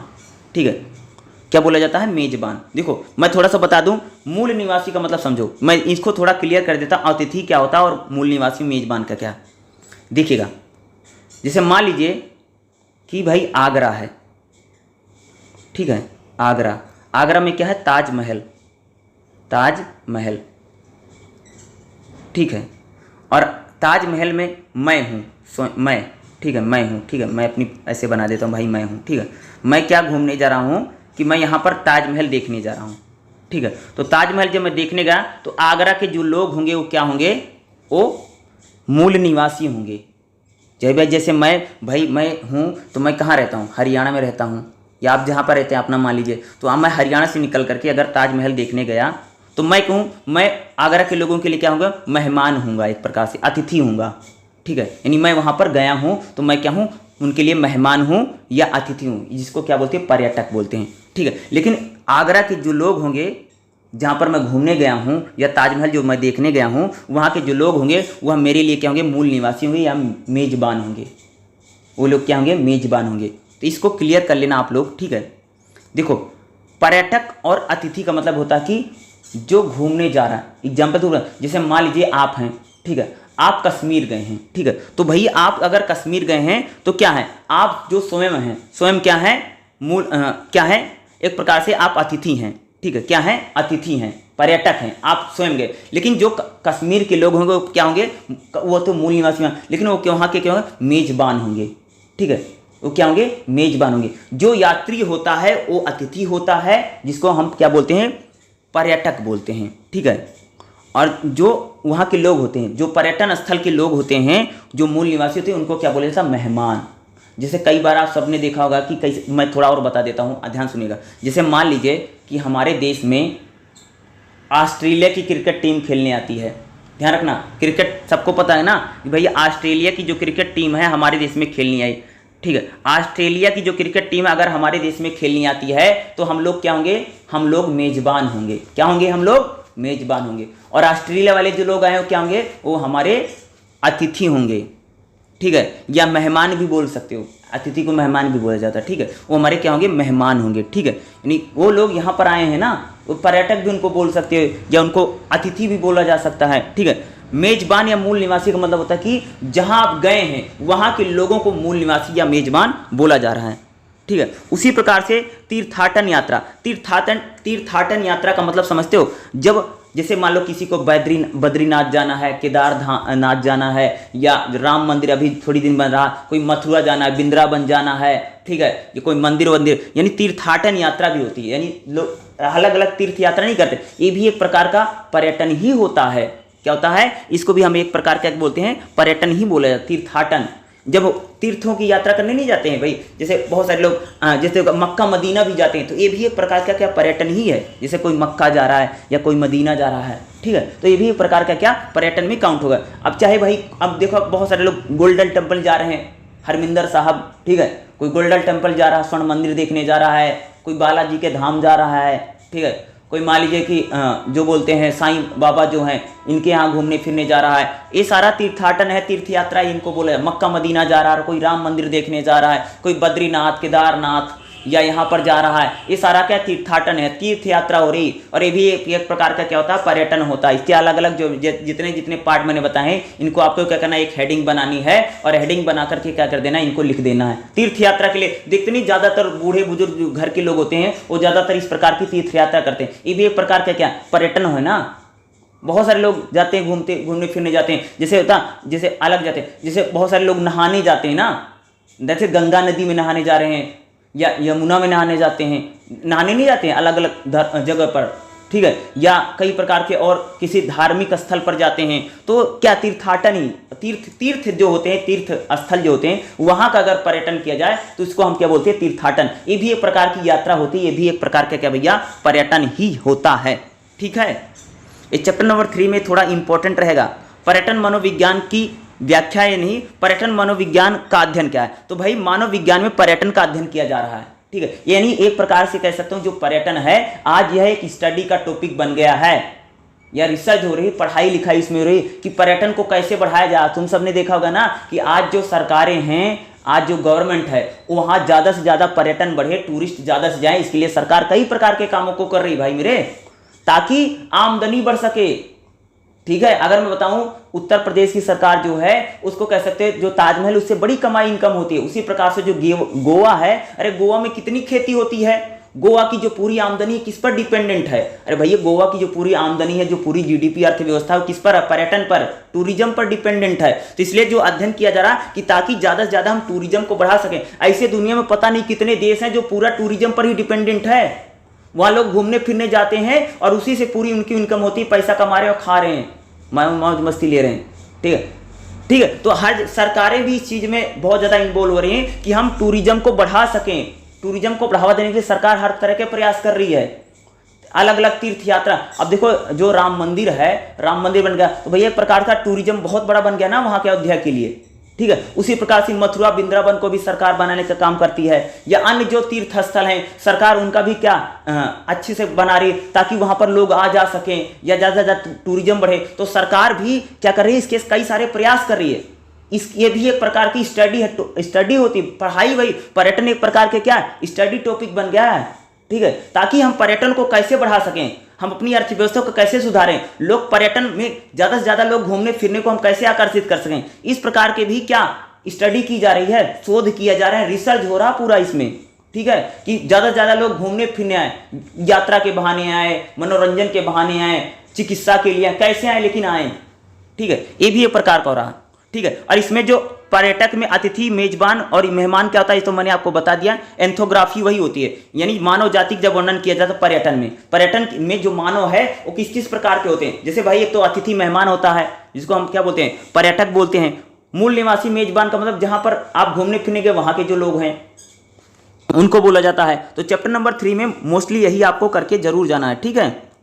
चैप्टर है चैप्टर नंबर 4 क्या है, पर्यटन और संस्कृति, यानी पर्यटन हमारी जो संस्कृति होती है, जो कल्चर होता है उससे किस प्रकार से रिलेटेड है। तो इसमें एक ही टॉपिक है 4.1 पर्यटन और संस्कृति, ठीक है। इसमें हम देखेंगे पर्यटन और संस्कृति में थोड़ा इंपॉर्टेंट हो सकता है, ठीक है। पर्यटन और संस्कृति, वह एक संस्कारी परिवार से ताल्लुक रखता या रखती है। इतना असभ्य कुछ ऐसे सामान्य वाक्यांश जिसका हम दैनिक जीवन में उपयोग करते हैं, मानव शास्त्रियों के दृष्टिकोण से अध्ययन में वाक्यांश कितने प्रासंगिक हैं, ठीक है। यानी संस्कृति जो कल्चर होता है उसकी हम यहाँ पर बात कर रहे हैं। खास तौर से जो पूछा जाता है तो यहाँ पर एक देखो, पार संस्कृति कई बार पूछी जाती, पार संस्कृति अंतर क्रिया क्या है, संक्रमण विवाद। देखिए पर्यटन और पर्यटक गतिविधियाँ विभिन्न संस्कृतियों के लोगों के बीच बातचीत की प्रदान करती हैं। देखो क्या होता भैया कि जब एक आदमी दूसरे स्थान पर घूमने फिरने जाता है, ठीक है, जैसे मान लो मैं हूँ, मैं केरल घूमने गया या गोवा घूमने गया तो क्या होगी, वहाँ की संस्कृति सभ्यता होगी, उसका आदान प्रदान होता ना। या मान लीजिए कि अगर कोई बाहर से देश से घूमने फिरने आता है तो जो कल्चर है, जो खान पान पहनावा, इसका भी तो आदान प्रदान होता है। इसी को हम क्या बोलते हैं, पार संस्कृति। एग्जाम्पल बताऊं, जैसे मान लीजिए कि बहुत सारे लोग कश्मीर में घूमने फिरने आते हैं, तो कश्मीर की जो सभ्यता संस्कृति है उसका आदान प्रदान भी तो होता है। जैसे हम लोग कश्मीर घूमने जाते हैं तो हम लोग वहाँ पर देखें कश्मीर के लोग कैसे हैं, वो कैसे कपड़े पहनते हैं, उनका कल्चर कैसा है, उनका खान पान कैसा है, उनका पहनावा कैसा है। यानी पर्यटन क्या करता है, सभ्यता संस्कृति कल्चर को भी क्या करता है, बढ़ाता है। इसका प्रचार प्रसार करने में, आदान प्रदान करने में क्या होता है, बड़ी भूमिका निभाता है पर्यटन। लेकिन इसमें कई प्रकार का विवाद भी खड़ा हो जाता है। विवाद इसलिए खड़ा हो जाता है क्योंकि लोगों का ऐसा मानना है कि जब टूरिज्म बहुत ज़्यादा बढ़ जाएगा, जैसे मान लीजिए कोई एक इलाका है, ठीक है, वहाँ की सभ्यता संस्कृति कल्चर है, लेकिन बाहर के लोग इतने ज़्यादा आएंगे कि वहाँ की सभ्यता संस्कृति जो कल्चर कहीं ख़त्म ना हो जाए, इसलिए इसको लेकर के विवाद भी कई बार बना रहता है। ठीक है, जैसे मान लीजिए कि भाई कोई एक इलाका है, ठीक है, वहाँ पर बहुत सारे टूरिस्ट लोग आते हैं, तो वहाँ की जो सभ्यता संस्कृति होगी उसका आदान प्रदान होगा। साथ में जो बाहर के लोग आएंगे वो लोग भी अपनी सभ्यता संस्कृति का उन जो वहाँ के लोग हैं उनमें प्रचार प्रसार होगा। इस प्रकार से कहते हैं कि एक सभ्यता, एक संस्कृति, एक कल्चर, जो खान पान पहना होता है, एक दूसरे में क्या होता है, आदान प्रदान होता है। जैसे मान लीजिए गोवा है, तो गोवा में बहुत सारे विदेश से लोग आते हैं घूमने फिरने के लिए। तो भैया गोवा का जो पूरा कल्चर है वो देखोगे एक प्रकार से क्या, थोड़ा विदेशी टाइप का कल्चर बन गया। देखा भी होगा सबने, वहाँ पर देखो कैसे लोग कपड़े पहन के घूम रहे हैं, इस प्रकार से। यानी एक प्रकार से बाहरी कल्चर का प्रभाव वहाँ पर पड़ रहा है। उसी प्रकार से कह सकते हैं, इसे कई बार इसको लोग अच्छा नहीं मानते इसको, क्योंकि लोगों को मानना होता है कि जो हमारी मूल सभ्यता है उसका नाश हो जाता है। यानी कह सकते हो कि पर्यटन बढ़ने से संस्कृति में संक्रमण होता है, यानी संस्कृति एक प्रकार से दूषित हो रही है। इस प्रकार के विवाद हैं।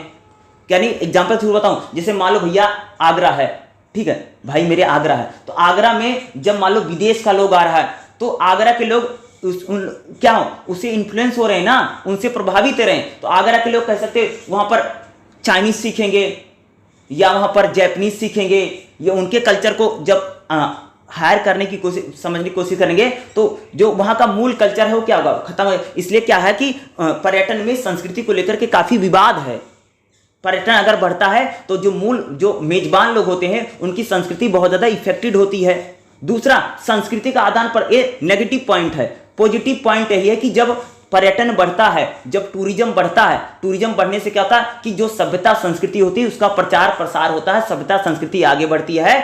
दोनों प्रकार की, जो घूमने फिरने आया है वो भी अपनी सभ्यता संस्कृति दूसरे लोगों को देता है, या वो खुद जहां घूमने फिरने गए वहां की सभ्यता संस्कृति कल्चर को सीखता है। तो पार संस्कृति का मतलब ये था कि आदान प्रदान जो कल्चर का होता है। अगर कहीं पर टूरिज्म का क्षेत्र बन जाता है, जो लोग बाहर से घूमने फिरने आ रहे हैं उनकी सभ्यता संस्कृति का प्रभाव वहां के लोगों पर पड़ेगा, और साथ में वहां के जो सभ्यता संस्कृति है जहां पर आप घूमने फिरने गए उनकी संस्कृति का भी प्रभाव पर पड़ेगा। इसको बोलते हैं पार संस्कृति। और इसमें क्या है, विवाद है, डिस्कशन बहुत होता है, खास तौर से डिबेट का टॉपिक बन गया है। डिबेट का टॉपिक इसलिए बन गया क्योंकि लोग मानते हैं कि अगर कहीं पर टूरिज्म बनता है और बाहर से इतनी बड़ी संख्या में लोग घूमने फिरने आ रहे हैं तो वहां की जो लोकल लैंग्वेज है, लोकल सभ्यता है, लोकल संस्कृति है वो खत्म हो सकती है। ठीक है, उस पर एक संकट है, क्योंकि बाहर का प्रभाव इतना ज्यादा पड़ रहा है। बाहर की सभ्यता का, भाषा का, खान पान का पहनाव जब पड़ेगा तो वहां की लोकल जो सभ्यता है, लोकल जो भाषा है, लोकल जो लैंग्वेज है, लोकल जो संस्कृति कहीं खत्म ना हो जाए। इसको क्या लेकर के एक प्रकार का संक्रमण विवाद उसको बोला जाता है। तो पार संस्कृति अंतरक्रिया, अंतरक्रिया का मतलब होता है कि जब कहीं पर पर्यटन बढ़ता है तो क्या सभ्यता संस्कृति का आदान प्रदान होता है, होता नहीं। जैसे मान लीजिए भाई, अब मैं एग्जांपल बताऊं, जैसे मान लीजिए कि कोई भी जगह ले लो, जैसे दार्जिलिंग है, ठीक है, बंगाल में है, तो भैया अगर कोई घूमने फिरने जाएगा तो जो दार्जिलिंग में जब घूमने फिरने जाएगा तो दार्जिलिंग की जो भाषा है, बंगाल की जो भाषा है, वहाँ की सभ्यता संस्कृति है, उससे क्या, उससे आकर्षित हो सकता है, उससे सीख सकता है। साथ में जो दार्जिलिंग के लोग होंगे वो भाई जो घूमने फिरने व्यक्ति गया उसकी भी सभ्यता संस्कृति सीख लेंगे। इससे क्या होगा कि पर्यटन बढ़ने से क्या होता है, सभ्यता संस्कृति, खान पान, पहनावा जो कल्चर होता है इसका आदान प्रदान भी होता है। ठीक है, दूसरा इसी में विवाद वाला जो टॉपिक है वो भी मैंने बताया किस प्रकार से संस्कृति को लेकर के पूरा विवाद बन जाता है।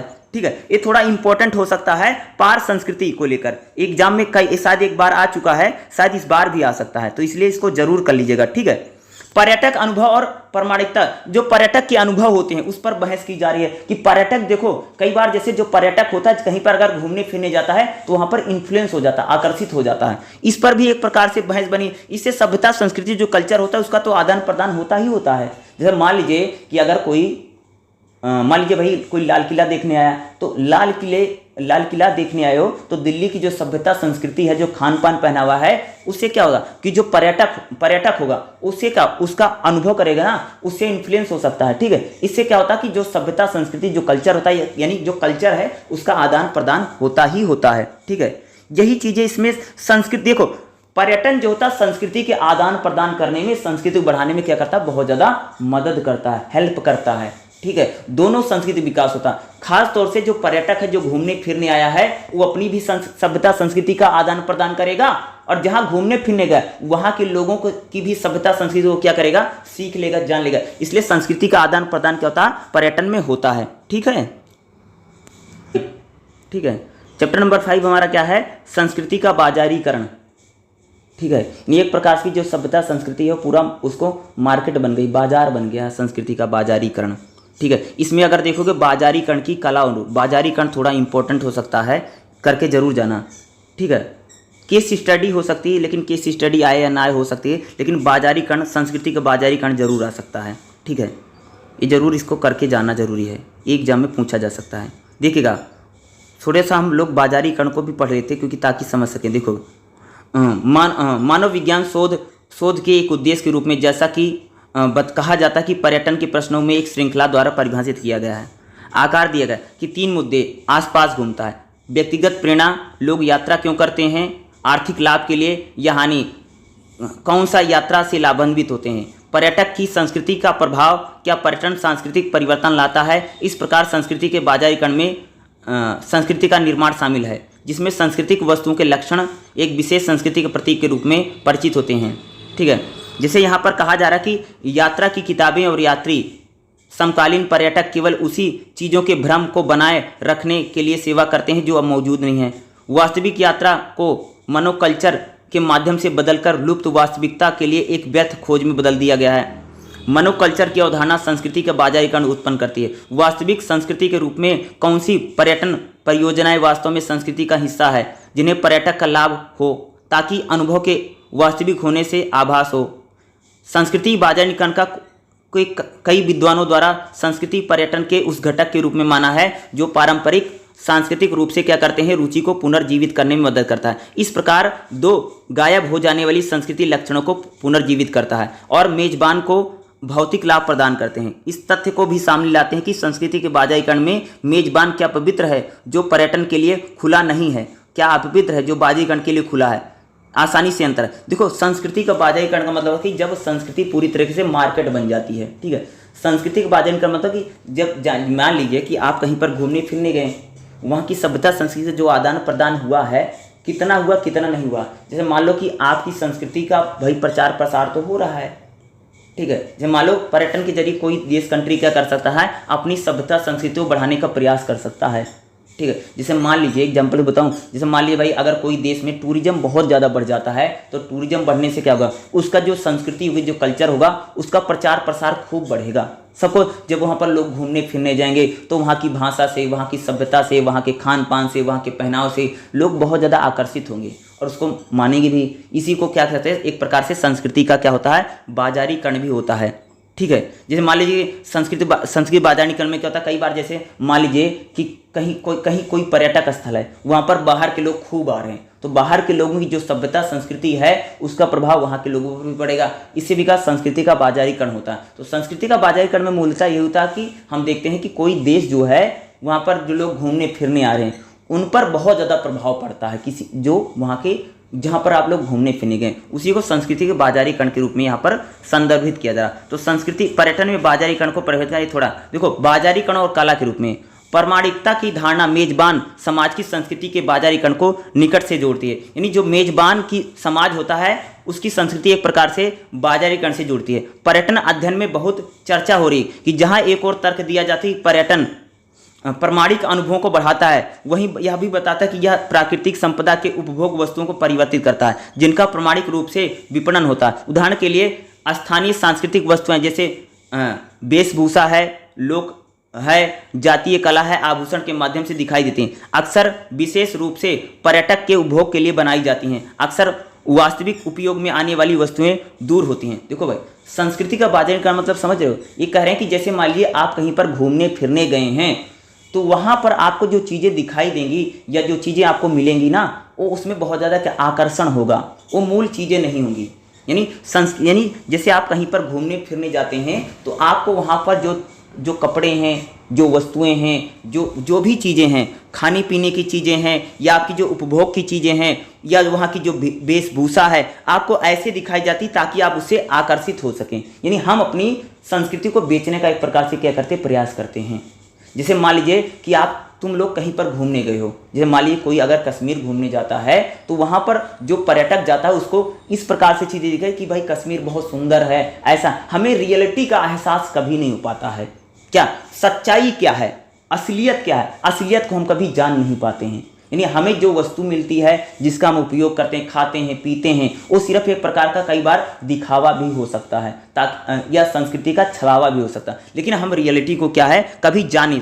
उत्पाद फिर स्वदेशी संस्कृति में अपना प्रमाणिक मूल्य उपयोगिता खो सकता है और मात्र एक नमूने के तौर पर उभर। उदाहरण के लिए बाइसन हॉर्न मरिया के सिर पर टोपी को अभी भी उनकी पहचान और महान संस्कृति मूल्य में पेश किया जाता है। दूसरी वास्तविकता है इस सिर की टोपी को अनुमानित प्रतिष्ठा और सम्मान का प्रतीकात्मक मूल्य अब हाशिए पर हो, जो ज़्यादातर मजदूरी और सफाई कर्मियों के जीवन में व्यतीत करता है। यानी कई बार जो होता है कि जैसे मान लो आप कहीं पर घूमने फिरने गए हैं तो वहाँ की कुछ ऐसी सभ्यता संस्कृति हो जो आपको बढ़ा चढ़ा करके दिखाई जाती हो, लेकिन रियलिटी में वैसा शायद वहाँ पर ना होता हो। यानी हम पर्यटन के जरिए क्या करते हैं, अपनी संस्कृति का क्या करते हैं बाजारी, उसको मार्केट बना देते हैं ताकि उससे लोग ज़्यादा से ज़्यादा आकर्षित हों या उस संस्कृति को ज़्यादा से ज़्यादा अपनाएं। चाहे उसमें रियलिटी नहीं बल्कि चाहे हम झूठ ही परोस रहे हैं, गलत ही चीज़ें बता रहे हैं, चाहे छलावा हो।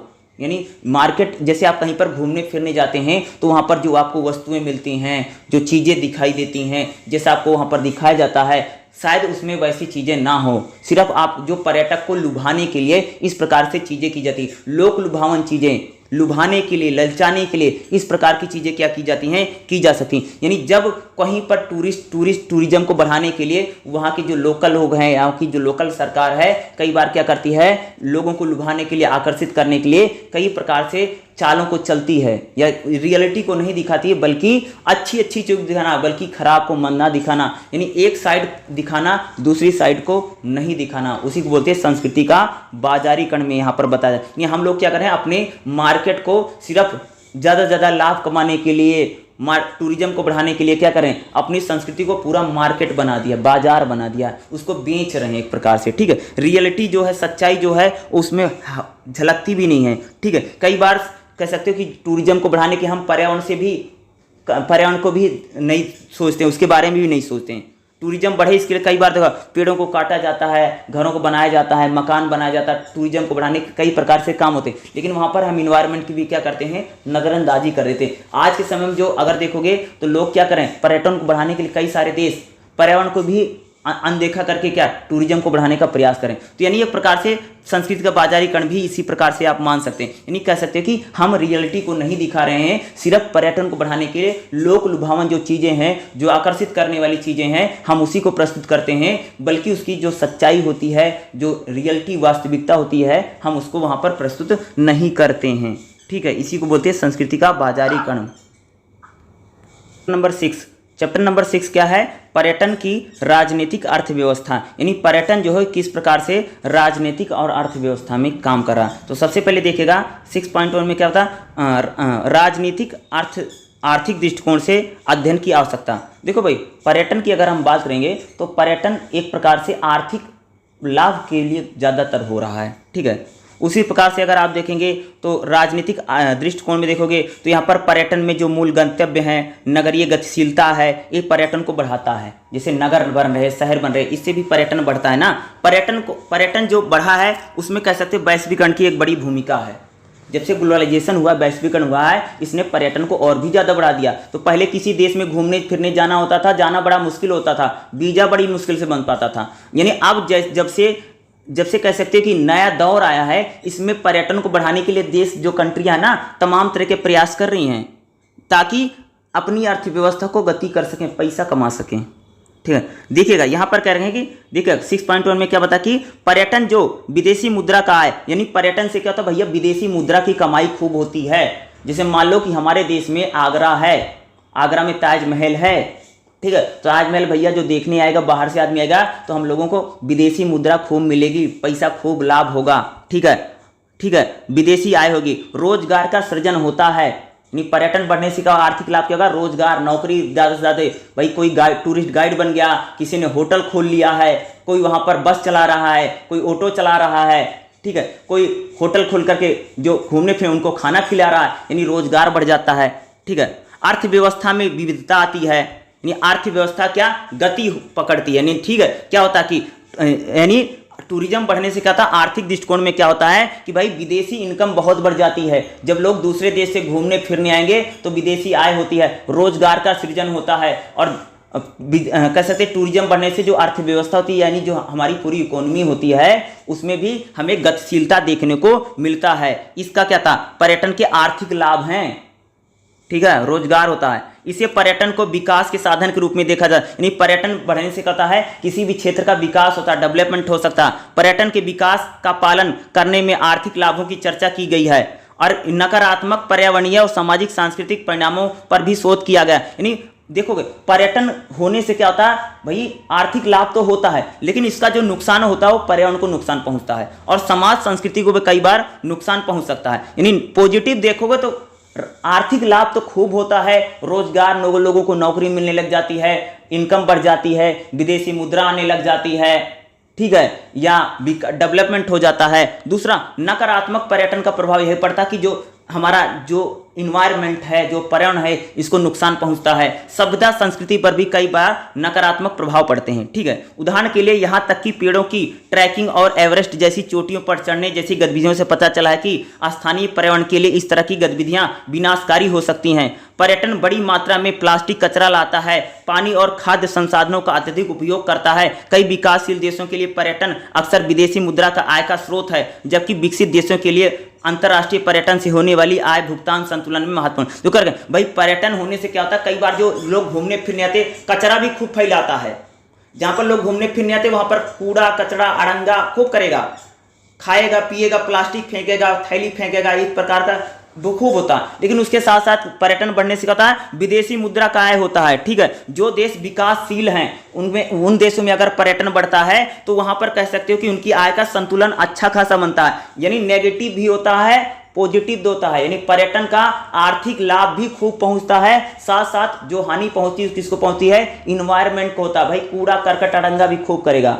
जैसे मान लीजिए अगर भाई गोवा का हम बात करते हैं तो गोवा में जो लोग घूमने फिरने आते हैं तो क्या होता है, गोवा को बहुत ज़्यादा लाभ होता है, सरकार को बहुत ज़्यादा फायदा होता है, गोवा के लोगों को रोजगार मिलता है, नौकरी मिलती है, होटल है, सारी चीज़ है, इनको लाभ मिल जाता है। लेकिन उसी बीच देखोगे जो बीच है वहाँ पर देखोगे खाना पीना जो खाएगा पिएगा वहीं फैला देगा, यानी कूड़ा करकट अड़ंगा भी बहुत ज़्यादा करता है ना, इससे क्या होता है इन्वायरमेंट को नुकसान भी बहुत पहुँचता है। ठीक है, वही बात हम लोग कह रहे हैं। ठीक है, उद्योग के रूप में पर्यटन एक स्वस्थ विकास को दर्शाता है, इससे सुरक्षित विकास माना जाता है। लेकिन स्टीफन ब्रिटेन एक कहते हैं कि जिसके अनुसार पर्यटन में योगदान साहित्य के रूप, देखो पर्यटन बढ़ने से क्या कि जो स्वास्थ्य विकास है भाई, अगर आमदनी बढ़ेगी तो क्या होता है, हेल्थ सेक्टर भी अच्छा होता है। जो कह सकते हैं कि पर्यटन बढ़ने से उद्योग भी विकसित होते हैं, पर्यटन जैसे जैसे बढ़ेगा, क्योंकि राज्य की जब इनकम बढ़ेगी उसका फायदा बहुत ज्यादा होता है। ठीक है, पर्यटन का नकारात्मक प्रभाव और सकारात्मक दोनों प्रकार का प्रभाव पड़ता ही है।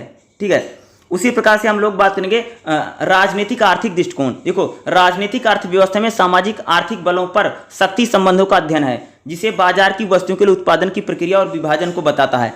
इस दृष्टिकोण की जड़ें औद्योगिक क्रांति संघर्ष की असमानता उत्पन्न करती है। देखो टूरिज्म बढ़ने से क्या होता है, पर्यटन बढ़ने से कि इसका आर्थिक बहुत ज़्यादा लाभ होता है, आर्थिक और राजनीतिक तौर से भी अगर आप देखोगे इसका बहुत ज़्यादा लाभ होता है। पर्यटन बढ़ने से हमारे जो उद्योग धंधे होते हैं इनका डेवलपमेंट होता है, धन ज़्यादा आता है, पैसे ज़्यादा आने लग जाते हैं, आर्थिक परिवर्तन होता है, सामाजिक परिवर्तन होता है, तकनीकी परिवर्तन होता है। ये सारा जो परिवर्तन होता है टूरिज्म बढ़ने से ही होता है। ठीक है, उसी के पास अगर आप देखेंगे तो अगला जो इसमें बात की, पर्यटन में मूल गंतव्य और नगरीय। देखो जब पर्यटन बढ़ता है तो लोग जब आते जाते हैं, इससे जो गंतव्य है, जो रास्ते हैं वो भी बेहतर बनते हैं, सरकार बनवाती है। दूसरा नगरीय गतिशीलता, पर्यटन अगर कहीं पर टूरिज्म या टूरिस्ट प्लेस बन जाता ना, तो जो शहर होता है, जो नगर होता है, उसका डेवलपमेंट और विकास बड़ी जल्दी से होता है। जैसे मान लो भाई कहीं पर अगर टूरिस्ट प्लेस बन गया है तो वहां पर दुकानें बनना, सड़क बनना, इस प्रकार की चीजें जल्दी जल्दी बनती चली जाती हैं।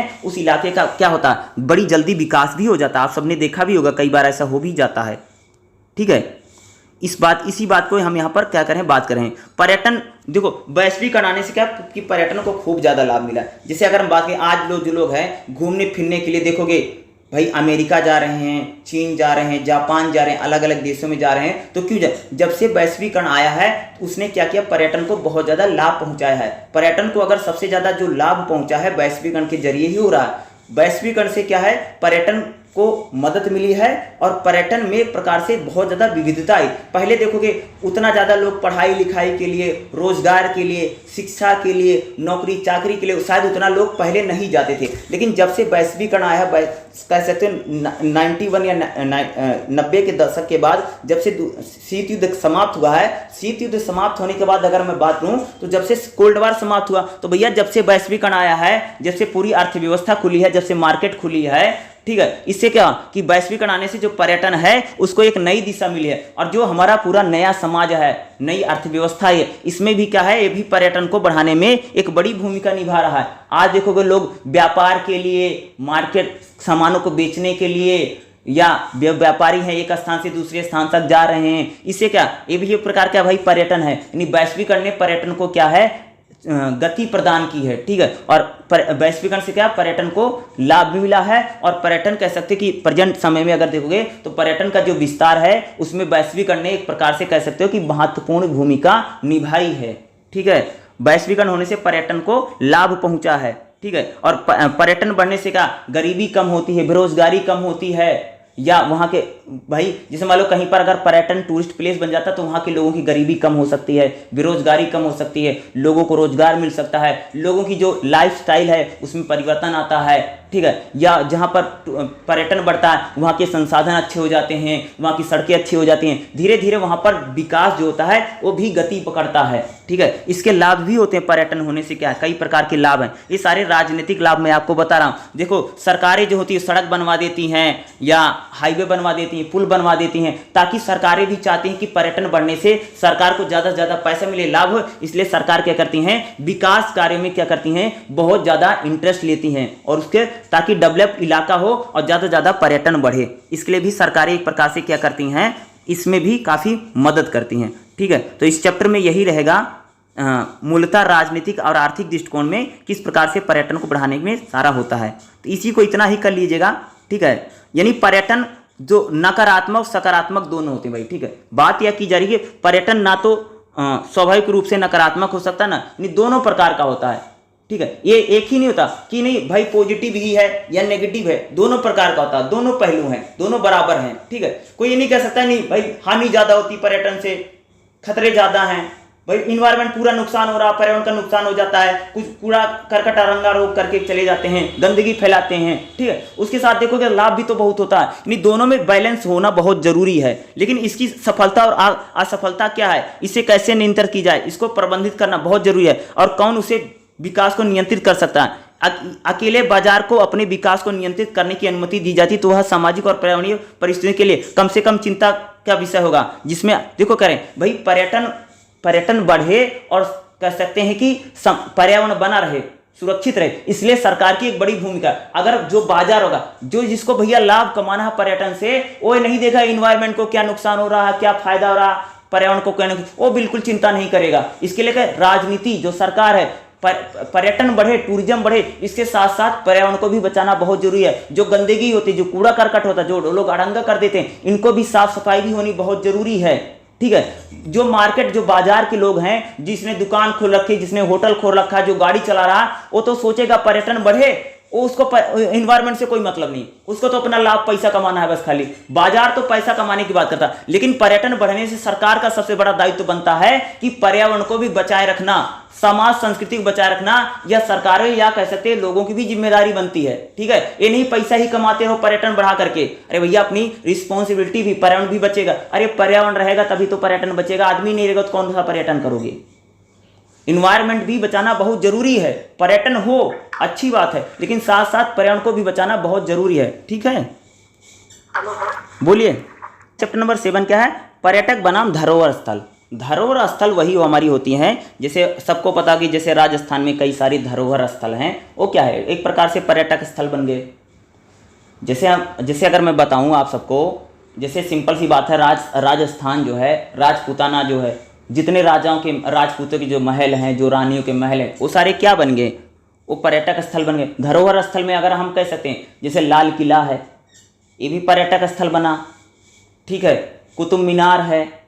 ठीक है, उसी प्रकार से अगर मैं बात करूं, आप जो अकबर ने जो सारे निर्माण कार्य करवाए रखे हैं, फतेहपुर सीकरी में जो बनवा रखे थे, या दिल्ली में जो शाहजहानाबाद में जो शाहजहां ने बनवा रखे हैं, ये भी क्या है, जो हमारे सारे धरोहर स्थल है ना, ये भी क्या एक प्रकार से पर्यटन बन गया ना, पर्यटक टूरिस्ट प्लेस बना। जैसे मैंने राजस्थान में पूरा राजपूताना ने जितना बना रखा था, उसी की बात करें तो धरोहर स्थल भी जितनी हमारी धरोहरें हैं, ठीक है, जितने हमारे मंदिर हैं, बड़े बड़े जो मंदिर हैं, ये भी एक प्रकार का पर्यटन स्थल बना, धरोहर स्थल। जैसे राम मंदिर का मैंने बात जिक्र किया, जैसे अब मथुरा है, वृंदावन है, ये भी एक प्रकार का क्या पर्यटक स्थल बनी ना। उसी प्रकार से आप जो बद्रीनाथ है या जो केदारनाथ है, बद्रीनाथ केदारनाथ भी एक प्रकार की धरोहर स्थल थी, हमारी धरोहर थे, वो भी पर्यटक स्थल बने। ठीक है, उसी प्रकार से जैसे मैंने बोला कि जैसे भाई अगर फतेहपुर सीकरी में जाओगे तो फतेहपुर सीकरी में अकबर ने पता नहीं कितने धरोहर बनवा रखी, पता नहीं कितने भवन निर्माण करवा रखे हैं या बन रखे, वो भी एक प्रकार से पर्यटक स्थल बने ना। तो धरोहर स्थल यानी जो हमारे स्मारक हैं, जो धरोहरें हैं। अगर जैसे मैं बताऊं धरोहर क्या, जैसे अगर हमने देखा होगा, जैसे भगत सिंह का घर है, भगत सिंह के घर को भी तो पंजाब सरकार ने एक प्रकार से टूरिस्ट प्लेस बनवा दिया। जलियांवाला बाग है, उसको भी टूरिस्ट प्लेस इन्होंने बनवा दिया है। ये सारी हमारी धरोहर, ऐतिहासिक जो धरोहरें होती हैं, हिस्टोरिकल जो हैं, यानी जो भवन बने हैं, जो पुल, जो भवन, बड़े बड़े जो किले बने हैं, जो राजा महाराजा ने अपने महल बनवा रखे हैं, या जो राजा महाराजा ने बड़ी बड़ी मूर्तियां बनवा रखी हैं, या राजा महाराजाओं के जरिए कह सकते हैं कि जो अलग अलग चीजें बनाई गई, उस प्रकार से ये सारा क्या एक पर्यटन बना। अरे भाई जैसे ताजमहल है, ताजमहल भी एक प्रकार की धरोहर स्थल है, टूरिस्ट प्लेस बन गया। उसी प्रकार से लाल किला टूरिस्ट प्लेस बना, आप कह सकते हैं ये भी धरोहर स्थल थी भारत की। या आप कह सकते हो कि मुगलों के जरिए और भी कई सारे धरोहर स्थल हमारी बने। उसी प्रकार से और भी अगर आप देखें धरोहर स्थल, जैसे सिंधु घाटी सभ्यता है, वहां पर भी जो खुदाई जो चीजें मिली, वो भी एक प्रकार की हमारी क्या धरोहर है, वो भी एक प्रकार से पर्यटन का क्षेत्र बन सकता है। ठीक है, उसी प्रकार से आप देखोगे जो कच्छ का रण है गुजरात का, ये भी हमारी एक प्रकार की धरोहर ही है, ये भी एक प्रकार का देखोगे ना टूरिस्ट प्लेस बना। जो मंदिर हैं, जो बड़े बड़े साउथ में मंदिर हैं, ये भी धरोहर स्थल बने। अरे केदारनाथ, बद्रीनाथ, इस क्या धरोहरें हैं हमारी ना, जो तीर्थ स्थल हैं, ये भी क्या टूरिस्ट प्लेस बना ना। अब बंगाल में देखोगे जो काली माता का मंदिर है, ये भी हमारी एक प्रकार की धरोहर हम कह सकते हैं, राष्ट्रीय धरोहर या राष्ट्रीय धरोहरें जो होती हैं, ये सारा टूरिस्ट प्लेस बन जा रहा है, टूरिज्म में काउंट हो रहा है। धरोहर पर्यटन को प्रेफरेंस, धरोहर पर्यटन का मतलब कि हमारी जो चीजें हमारी सभ्यता, संस्कृति, कल्चर से जो जुड़ी हुई हैं, जो राजाओं महाराजाओं ने भवन बनवा रखे थे, जो किले बनवा रखे थे, या अकबर ने या शाहजहां ने या गुप्तों ने बनवा रखे थे, मौर्य काल में जो धरोहरें बनी थी, जो बने थे, ये सारा हमारा क्या है, ये सारा पर्यटन बन गया है। जिसे मैंने बोला ना, जलियांवाला बाग है, भगत सिंह का घर है, महात्मा गांधी से जुड़ी जितनी चीजें हैं, ये भी जो जगह है वो भी एक प्रकार से पर्यटन स्थल बन रहा है ना। ये सारी क्या है, पर्यटन स्थल में संरक्षण सरकार क्या करती है, जो धरोहर है इसको संरक्षण करती है। जैसे मान लीजिए जैसे भगत सिंह का घर है, तो एग्जांपल बताओ, भगत सिंह के घर को पंजाब सरकार ने अपने अंडर में ले लिया, और अपने अंडर में लेने के बाद उसका क्या करती है, उसका संरक्षण करती है, और साथ साथ वहां पर लोग उसको, भगत सिंह के घर को लोग देखने फिरने आ रहे हैं। उसी प्रकार से जो जलियांवाला बाग है, जलियांवाला बाग को भी सरकार ने अपने अंडर में ले लिया है। तो जलियांवाला बाग जब सरकार के अंडर में आ गया है, तो क्या होगी, एक प्रकार से उसका भी सरकार संरक्षण कर रही है ना, उसका बचाव करती है। साथ ही साथ लोग जलियांवाला बाग को भी लोग देखने आते हैं। उसी प्रकार से अगर मैं जो गोल्डन टेम्पल है, जिसको हम बोलते हैं स्वर्ण मंदिर है, स्वर्ण मंदिर भी तो एक प्रकार की हमारे राष्ट्रीय धरोहर है। उसको भी लोग घूमने फिरने आते हैं। उसी प्रकार से अगर आप देखो जो ताजमहल है, ताजमहल को भी संरक्षण दिया गया, सरकार के अंडर में है, गवर्नमेंट उसको सारा देखभाल करती है, लेकिन उसको भी हमने क्या कर दिया, एक प्रकार से क्या कर दिया, टूरिस्ट प्लेस बना दिया है, लोग वहां पर घूमने फिरने आते हैं। यानी जितनी हमारी धरोहर, राजस्थान में राजा महाराजा ने जितने किले बना रखे हैं, राजस्थान सरकार ने कई सारे किलों को अपने अंडर में ले लिया है, वहां पर भी हमने क्या कर दिया, टूरिस्ट प्लेस बनवा दिया है, लोग घूमने फिरने जाते, टिकट लगती है। अभी ये प्रेजेंट टाइम में जो हमारी धरोहर स्थल है, राम मंदिर है, राम मंदिर को भी हम एक टूरिज्म के बिहाफ से हम उसको कर रहे हैं। राम मंदिर भाई जहां पर बना, वहां पर जैसे मैंने आपको बताया कि वहां पर भी भाई हवाई अड्डे बन रहा है, ठीक है, या वहां पर अन्य काम हो रहे हैं, अस्पताल बन रहा है, या सड़क अच्छी बन रही ताकि लोग ज्यादा से ज्यादा, यानी हम राम मंदिर को एक प्रकार जो हमारा धरोहर है, भगवान राम इस देश की धरोहर है, ठीक है, उसको भी आप कह सकते हैं, उनको भी हम एक टूरिज्म प्लेस के रूप में, यानी हम अयोध्या को विकसित किया जा रहा प्रेजेंट टाइम में जो सरकार करे, यानी पर्यटन के रूप में हम उसको बनाने की कोशिश कर रहे हैं, ठीक है। तो यानी जो हमारी धरोहरें हैं, ठीक है, उनको हम एक टूरिज्म के क्षेत्र में या पर्यटन क्षेत्र में हम लाने का क्या करते हैं, प्रयास करते हैं, ठीक है। इन्हीं को लेकर के पूछा जा सकता है धरोहर स्थल, धरोहरें जो हैं, जो हमारे ऐतिहासिक जो भवन हैं, जो किले हैं, ये सारे जो बने पड़े हैं, जो बड़े बड़े मंदिर हैं, जो बड़े बड़े भवन हैं, मस्जिदों को भी प्रकार से कई बार हो सकता है। अरे मस्जिदों की बात करोगे, एक चिश्ती जो हैं, चिश्ती संप्रदाय, अगर आप अजमेर शरीफ जाओगे तो अजमेर शरीफ को हमने क्या टूरिस्ट बनाने का पूरा प्रयास है। अरे भाई जो अजमेर शरीफ में जाकर के जो लोग चादर चढ़ा रहे हैं, तो भी तो एक प्रकार का टूरिज्म करवाना, उस प्रकार से राजस्थान सरकार को उसको भी तो लाभ हो रहा है। अजमेर में जो लोग जा रहे हैं, ख्वाजा मोइनुद्दीन चिश्ती की जो दरगाह पर जो लोग जाते हैं, चादर चढ़ाने जाते हैं, ये भी एक प्रकार का टूरिज्म बनाने का, ये भी एक प्रकार से कह सकते धरोहर ही है, ठीक है, चिश्ती संप्रदाय की, ठीक है। उसी प्रकार से कई सारे धर्म है, रिलीजन है, जैसे मैंने हरमिंदर साहब का नाम लिया, ठीक है, स्वर्ण मंदिर का नाम लिया, इसको भी एक प्रकार से देखो कि पंजाब सरकार के, मैंने बोला कि पंजाब सरकार इसको भी टूरिज्म बढ़े, गोल्डन टेम्पल में लोग ज़्यादा से ज़्यादा घूमने आते नहीं, गुरु पर्व के पर आते हैं, स्वर्ण प्रकाश पर्व पर आते नहीं, पंजाब में कितना लोग गोल्डन टेम्पल देखने जाते हैं, ये उसी केदारनाथ, बद्रीनाथ, ये जितना है, इसको भी हम एक प्रकार से टूरिज्म के रूप में विकसित कर रहे हैं प्रेजेंट टाइम में, अगर आप देखोगे धरोहर स्थल के रूप में, ठीक है, पर्यटन में ही। देखिएगा नेक्स्ट चैप्टर क्या है, चैप्टर नंबर 8। चैप्टर नंबर 8 में क्या है, मूर्त और अमूर्त धरोहर। तो इसमें ज़्यादातर सांस्कृतिक धरोहर में क्या होती है, सांस्कृतिक धरोहर में जो हमारी कला है, कला में जैसे स्थापत्य कला है, खास कला में क्या होती है, सांस्कृतिक धरोहर जैसे स्थापत्य कला है। स्थापत्य कला मतलब समझते हो, जो भवन वन बनवा रखे भाई मेरे, उनको बोलते हैं। उत्सव, जैसे कोई उत्सव होता है, बड़े बड़े जैसे होली है, दिवाली है, बड़े बड़े जो उत्सव मनाए जाते हैं, त्यौहार मनाए जाते हैं, ये भी एक प्रकार की क्या हमारी धरोहर है।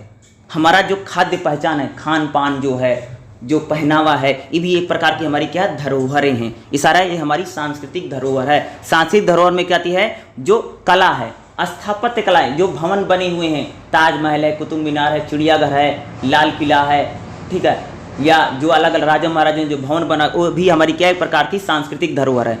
उत्सव में जैसे अलग अलग त्यौहार मनाए जाते हैं, ठीक है, त्यौहार हैं जैसे अलग अलग, होली है, दिवाली है, दशहरा है, ठीक है, ये हमारी क्या उत्सव हैं, बड़े बड़े उत्सव मनाए जाते हैं। खाद्य पहचान का मतलब होता है जैसे हमारे खान पान जो होता है, ये भी हमारी एक सांस्कृतिक धरोहर है, जो हमारा खान पान है, ठीक है, खान पान जो होता है, जो हमारे रीति रिवाज हैं, जो हमारा पहनावा, ये हमारा क्या था, पूरा सांस्कृतिक धरोहर के रूप में आता है, ठीक है। ये जो सांस्कृतिक धरोहरें होती हैं, हम इसको क्या करते हैं, संरक्षण किया जाता है संग्रहालय में। देखा नहीं होगा कई प्रकार की चीज़ें। अरे सांस्कृतिक धरोहर में एक बात बताता हूँ, जो देखा होगा भगत सिंह की अगर कोई चीज़ है, उसको भी हमने क्या म्यूजियम में रखा हुआ है ना, देखा नहीं होगा, म्यूजियम बनवा रखे हैं। अभी थोड़ी दिन पहले राष्ट्रीय संग्रहालय बना ना, सेना को लेकर के जो बना, वहाँ पर देखा होगा राष्ट्रीय संग्रहालय जो हमारा होता है, जैसे अगर जैसे महाराणा प्रताप की तलवार है, धनुष है, उनके जो कपड़े हैं या उनके जो जूते हैं, उनको भी रखा हुआ है। महात्मा गांधी से रिलेटेड जो चीज़ें हैं धरोहर स्थल में रखी गई हैं, जो एक प्रकार से बनवा नहीं देते हैं इस जहाँ पर हम लोग घूमने जाते हैं, ठीक है।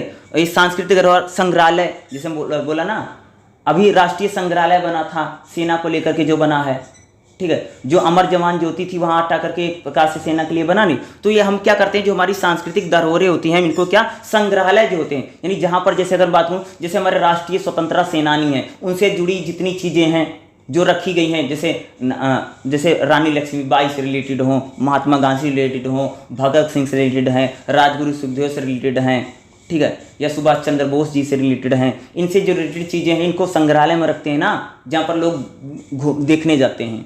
उसी प्रकार से जो हमारे राजा महाराजा रहे हैं उनसे रिलेटेड जो चीज़ें मिली हैं हमको, ठीक, उनके कपड़े मिले हैं, उनके वस्त्र मिले हैं, उनके भाले मिले हैं, इस प्रकार की चीज़ों को हम क्या संग्रहालय में रखते हैं, लोग उनको भी देखने जाते हैं। ये भी एक प्रकार का टूरिज्म ही हो रहा है, ठीक, यानी हम चीज़ों को इकट्ठा करके एक स्थान पे ला करके लोगों को दिखा रहे हैं। संग्रहालय इकट्ठा करके कर रहे हैं ना भाई, इकट्ठा कर लिया, उठा लियो, भर के ला करके एक जगह रख दिया, लोग वहाँ पर देखने जाते हैं। इसी को हम बोलते हैं संग्रहालय। सांस्कृतिक धरोहर के क्या होते हैं, संग्रहालय होते हैं, ठीक है। सांस्कृतिक धरोहर क्या होती है, मैंने आपको बता दिया। सांस्कृतिक धरोहर क्या होती है, जैसे कला, स्थापत्य कला, जो भवन वन बने हैं, लाल किला है, कुतुब मीनार है, चिड़ियाघर है, इस प्रकार की जो चीज़ें बनी हैं, ये कला में जैसे स्थापत्य कला, जैसे मैंने बोला ना, जो मंदिर बने हैं उनको लेकर बात है। उत्सव, जो अलग अलग उत्सव मनाए जाते हैं, जो अलग अलग जो फेस्टिवल मनाए जाते हैं उसकी हम बात कर रहे हैं, जो त्यौहार मनाए जाते हैं। खाद्य पहचान भी एक हमारी सांस्कृतिक धरोहर होती है। अरे जो हमारी सांस्कृतिक धरोहर होती है इनको संग्रहालय में, म्यूजियम में रखते हैं। म्यूजियम बनाने अलग अलग प्रकार का, जो म्यूजियम, नेशनल म्यूजियम बना है, सेना के लिए अलग म्यूजियम होता है, जो हमारे राष्ट्रीय जो 1857 की क्रांति रही उससे रिलेटेड जितनी चीज़ें हैं वो भी संग्रहालय में रखी गई, लोग देखने नहीं जाते हैं। ये भी हमारा क्या, ये भी हमारी मूर्त और अमूर्त धरोहर के रूप में आती हैं, ठीक है, ठीक है। ये हमारी जो धरोहर है ये भी एक प्रकार के पर्यटन को बढ़ाती हैं। जैसे लोग देखते नहीं भाई, चलो म्यूजियम देख करके आएंगे, वहाँ पर महाराणा प्रताप की तलवार देखेंगे, ठीक है, इस प्रकार की चीज़ें रखी नहीं है। या भगत सिंह रिलेटेड जो चीज़ें हैं इनको भी म्यूजियम में रखा गया है, ठीक है। या उन्होंने जिसमें पत्र में खाना खाते थे, जो बर्तन में महात्मा गांधी ने जिन चीज़ों का यूज किया था उन चीज़ों को हमने रखा है, वो संग्रहालय में रखा है जहाँ पर लोग देखने जाते हैं। या भारत के जो अन्य प्रधानमंत्री हुए वो कौन कौन सी चीज़ों का यूज करते थे, प्रयोग करते थे, उनको भी कई बार हम म्यूजियम में रखते हैं, ठीक है। जो सिंधु घाटी सभ्यता से जो चीज़ें हमको मिली हैं, टूटी हुई मूर्ति मिली है, या मड़ियाँ मिली हैं, या कह सकते हो कि मिट्टी के बर्तन मिले हैं, इनको भी हम क्या म्यूजियम में रखते हैं, लोग इनको भी देखने जाते हैं, ठीक है। अगला क्या है, चैप्टर नंबर 9 में देखिएगा, पर्यावरणीय पर्यटन। पर्यावरणीय पर्यटन का मतलब कि पर्यटन एक प्रकार से पर्यावरण से किस प्रकार से रिलेट करता है, ठीक है। आप सबको पता कि पर्यटन बढ़ने से पर्यावरण को नुकसान भी होता है, तो भाई पर्यावरण को किसी प्रकार का नुकसान ना पहुंचे इसके लिए भी पर्यटन में कई प्रकार के फेरबदल किए जाते हैं, ठीक है।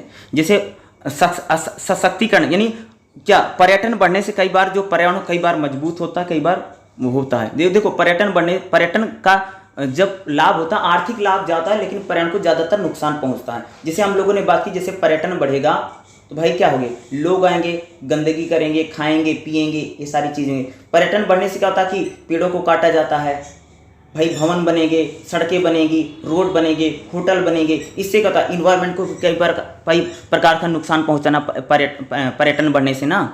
पर्यटन होने से क्या होता है, अगर आप देखें पर्यटन अगर बढ़ेगा तो जो भाई पर्यटन बढ़ने से क्या, जैसे धुआं है, इस प्रकार की चीज़ें हैं, जो गर्मी है जो निकलेगी, जो प्लेन चलेंगे, जो गाड़ियाँ चलेंगी, जो इस प्रकार से पर्यावरण को क्या नुकसान पहुंचता ना। पर्यटन बढ़ने से क्या होता है, पर्यावरण को नुकसान पहुंचता है। या पर्यावरण को नुकसान पर्यटन बढ़ने से ना पहुंचे इसके लिए भी कई प्रकार के क्या सरकारी जो होती कदम भी उठाती हैं। तो पर्यावरणीय पर्यटन का मतलब कि पर्यावरण को बचाते हुए हमें पर्यटन को बढ़ावा देना है, यानी पर्यावरण हमारा सुरक्षित रहे, पर्यावरण बचा रहे और उसके साथ साथ हम पर्यटन को कर सके, यानी पर्यटन बढ़ता रहे, ठीक है। पर्यावरण को नजरअंदाज करके नहीं, भाई प्रदूषण फैल रहा है, ध्वनि प्रदूषण, वायु प्रदूषण फैलता चला जा रहा है, लेकिन पर्यटन पर ध्यान दे, प्रदूषण पर ध्यान ही नहीं दे रहा कोई। ऐसा नहीं करना है। क्यों करना है कि हमें इन्वायरमेंट को बचाना है, इन्वायरमेंट को साथ साथ हमें क्या करना है, टूरिज्म को बढ़ाना है, इन्वायरमेंट को ध्यान में रखते हुए। ये नहीं इन्वायरमेंट को नजरअंदाज कर देना, देखना ही नहीं है। प्रदूषण हो रहा, वायु प्रदूषण, ध्वनि प्रदूषण, जल प्रदूषण, ये सारा प्रदूषण तो फैल रहा है लेकिन कोई देख ही नहीं रहा, सिर्फ टूरिज्म में पैसा कमाने पे लगे पड़े हैं।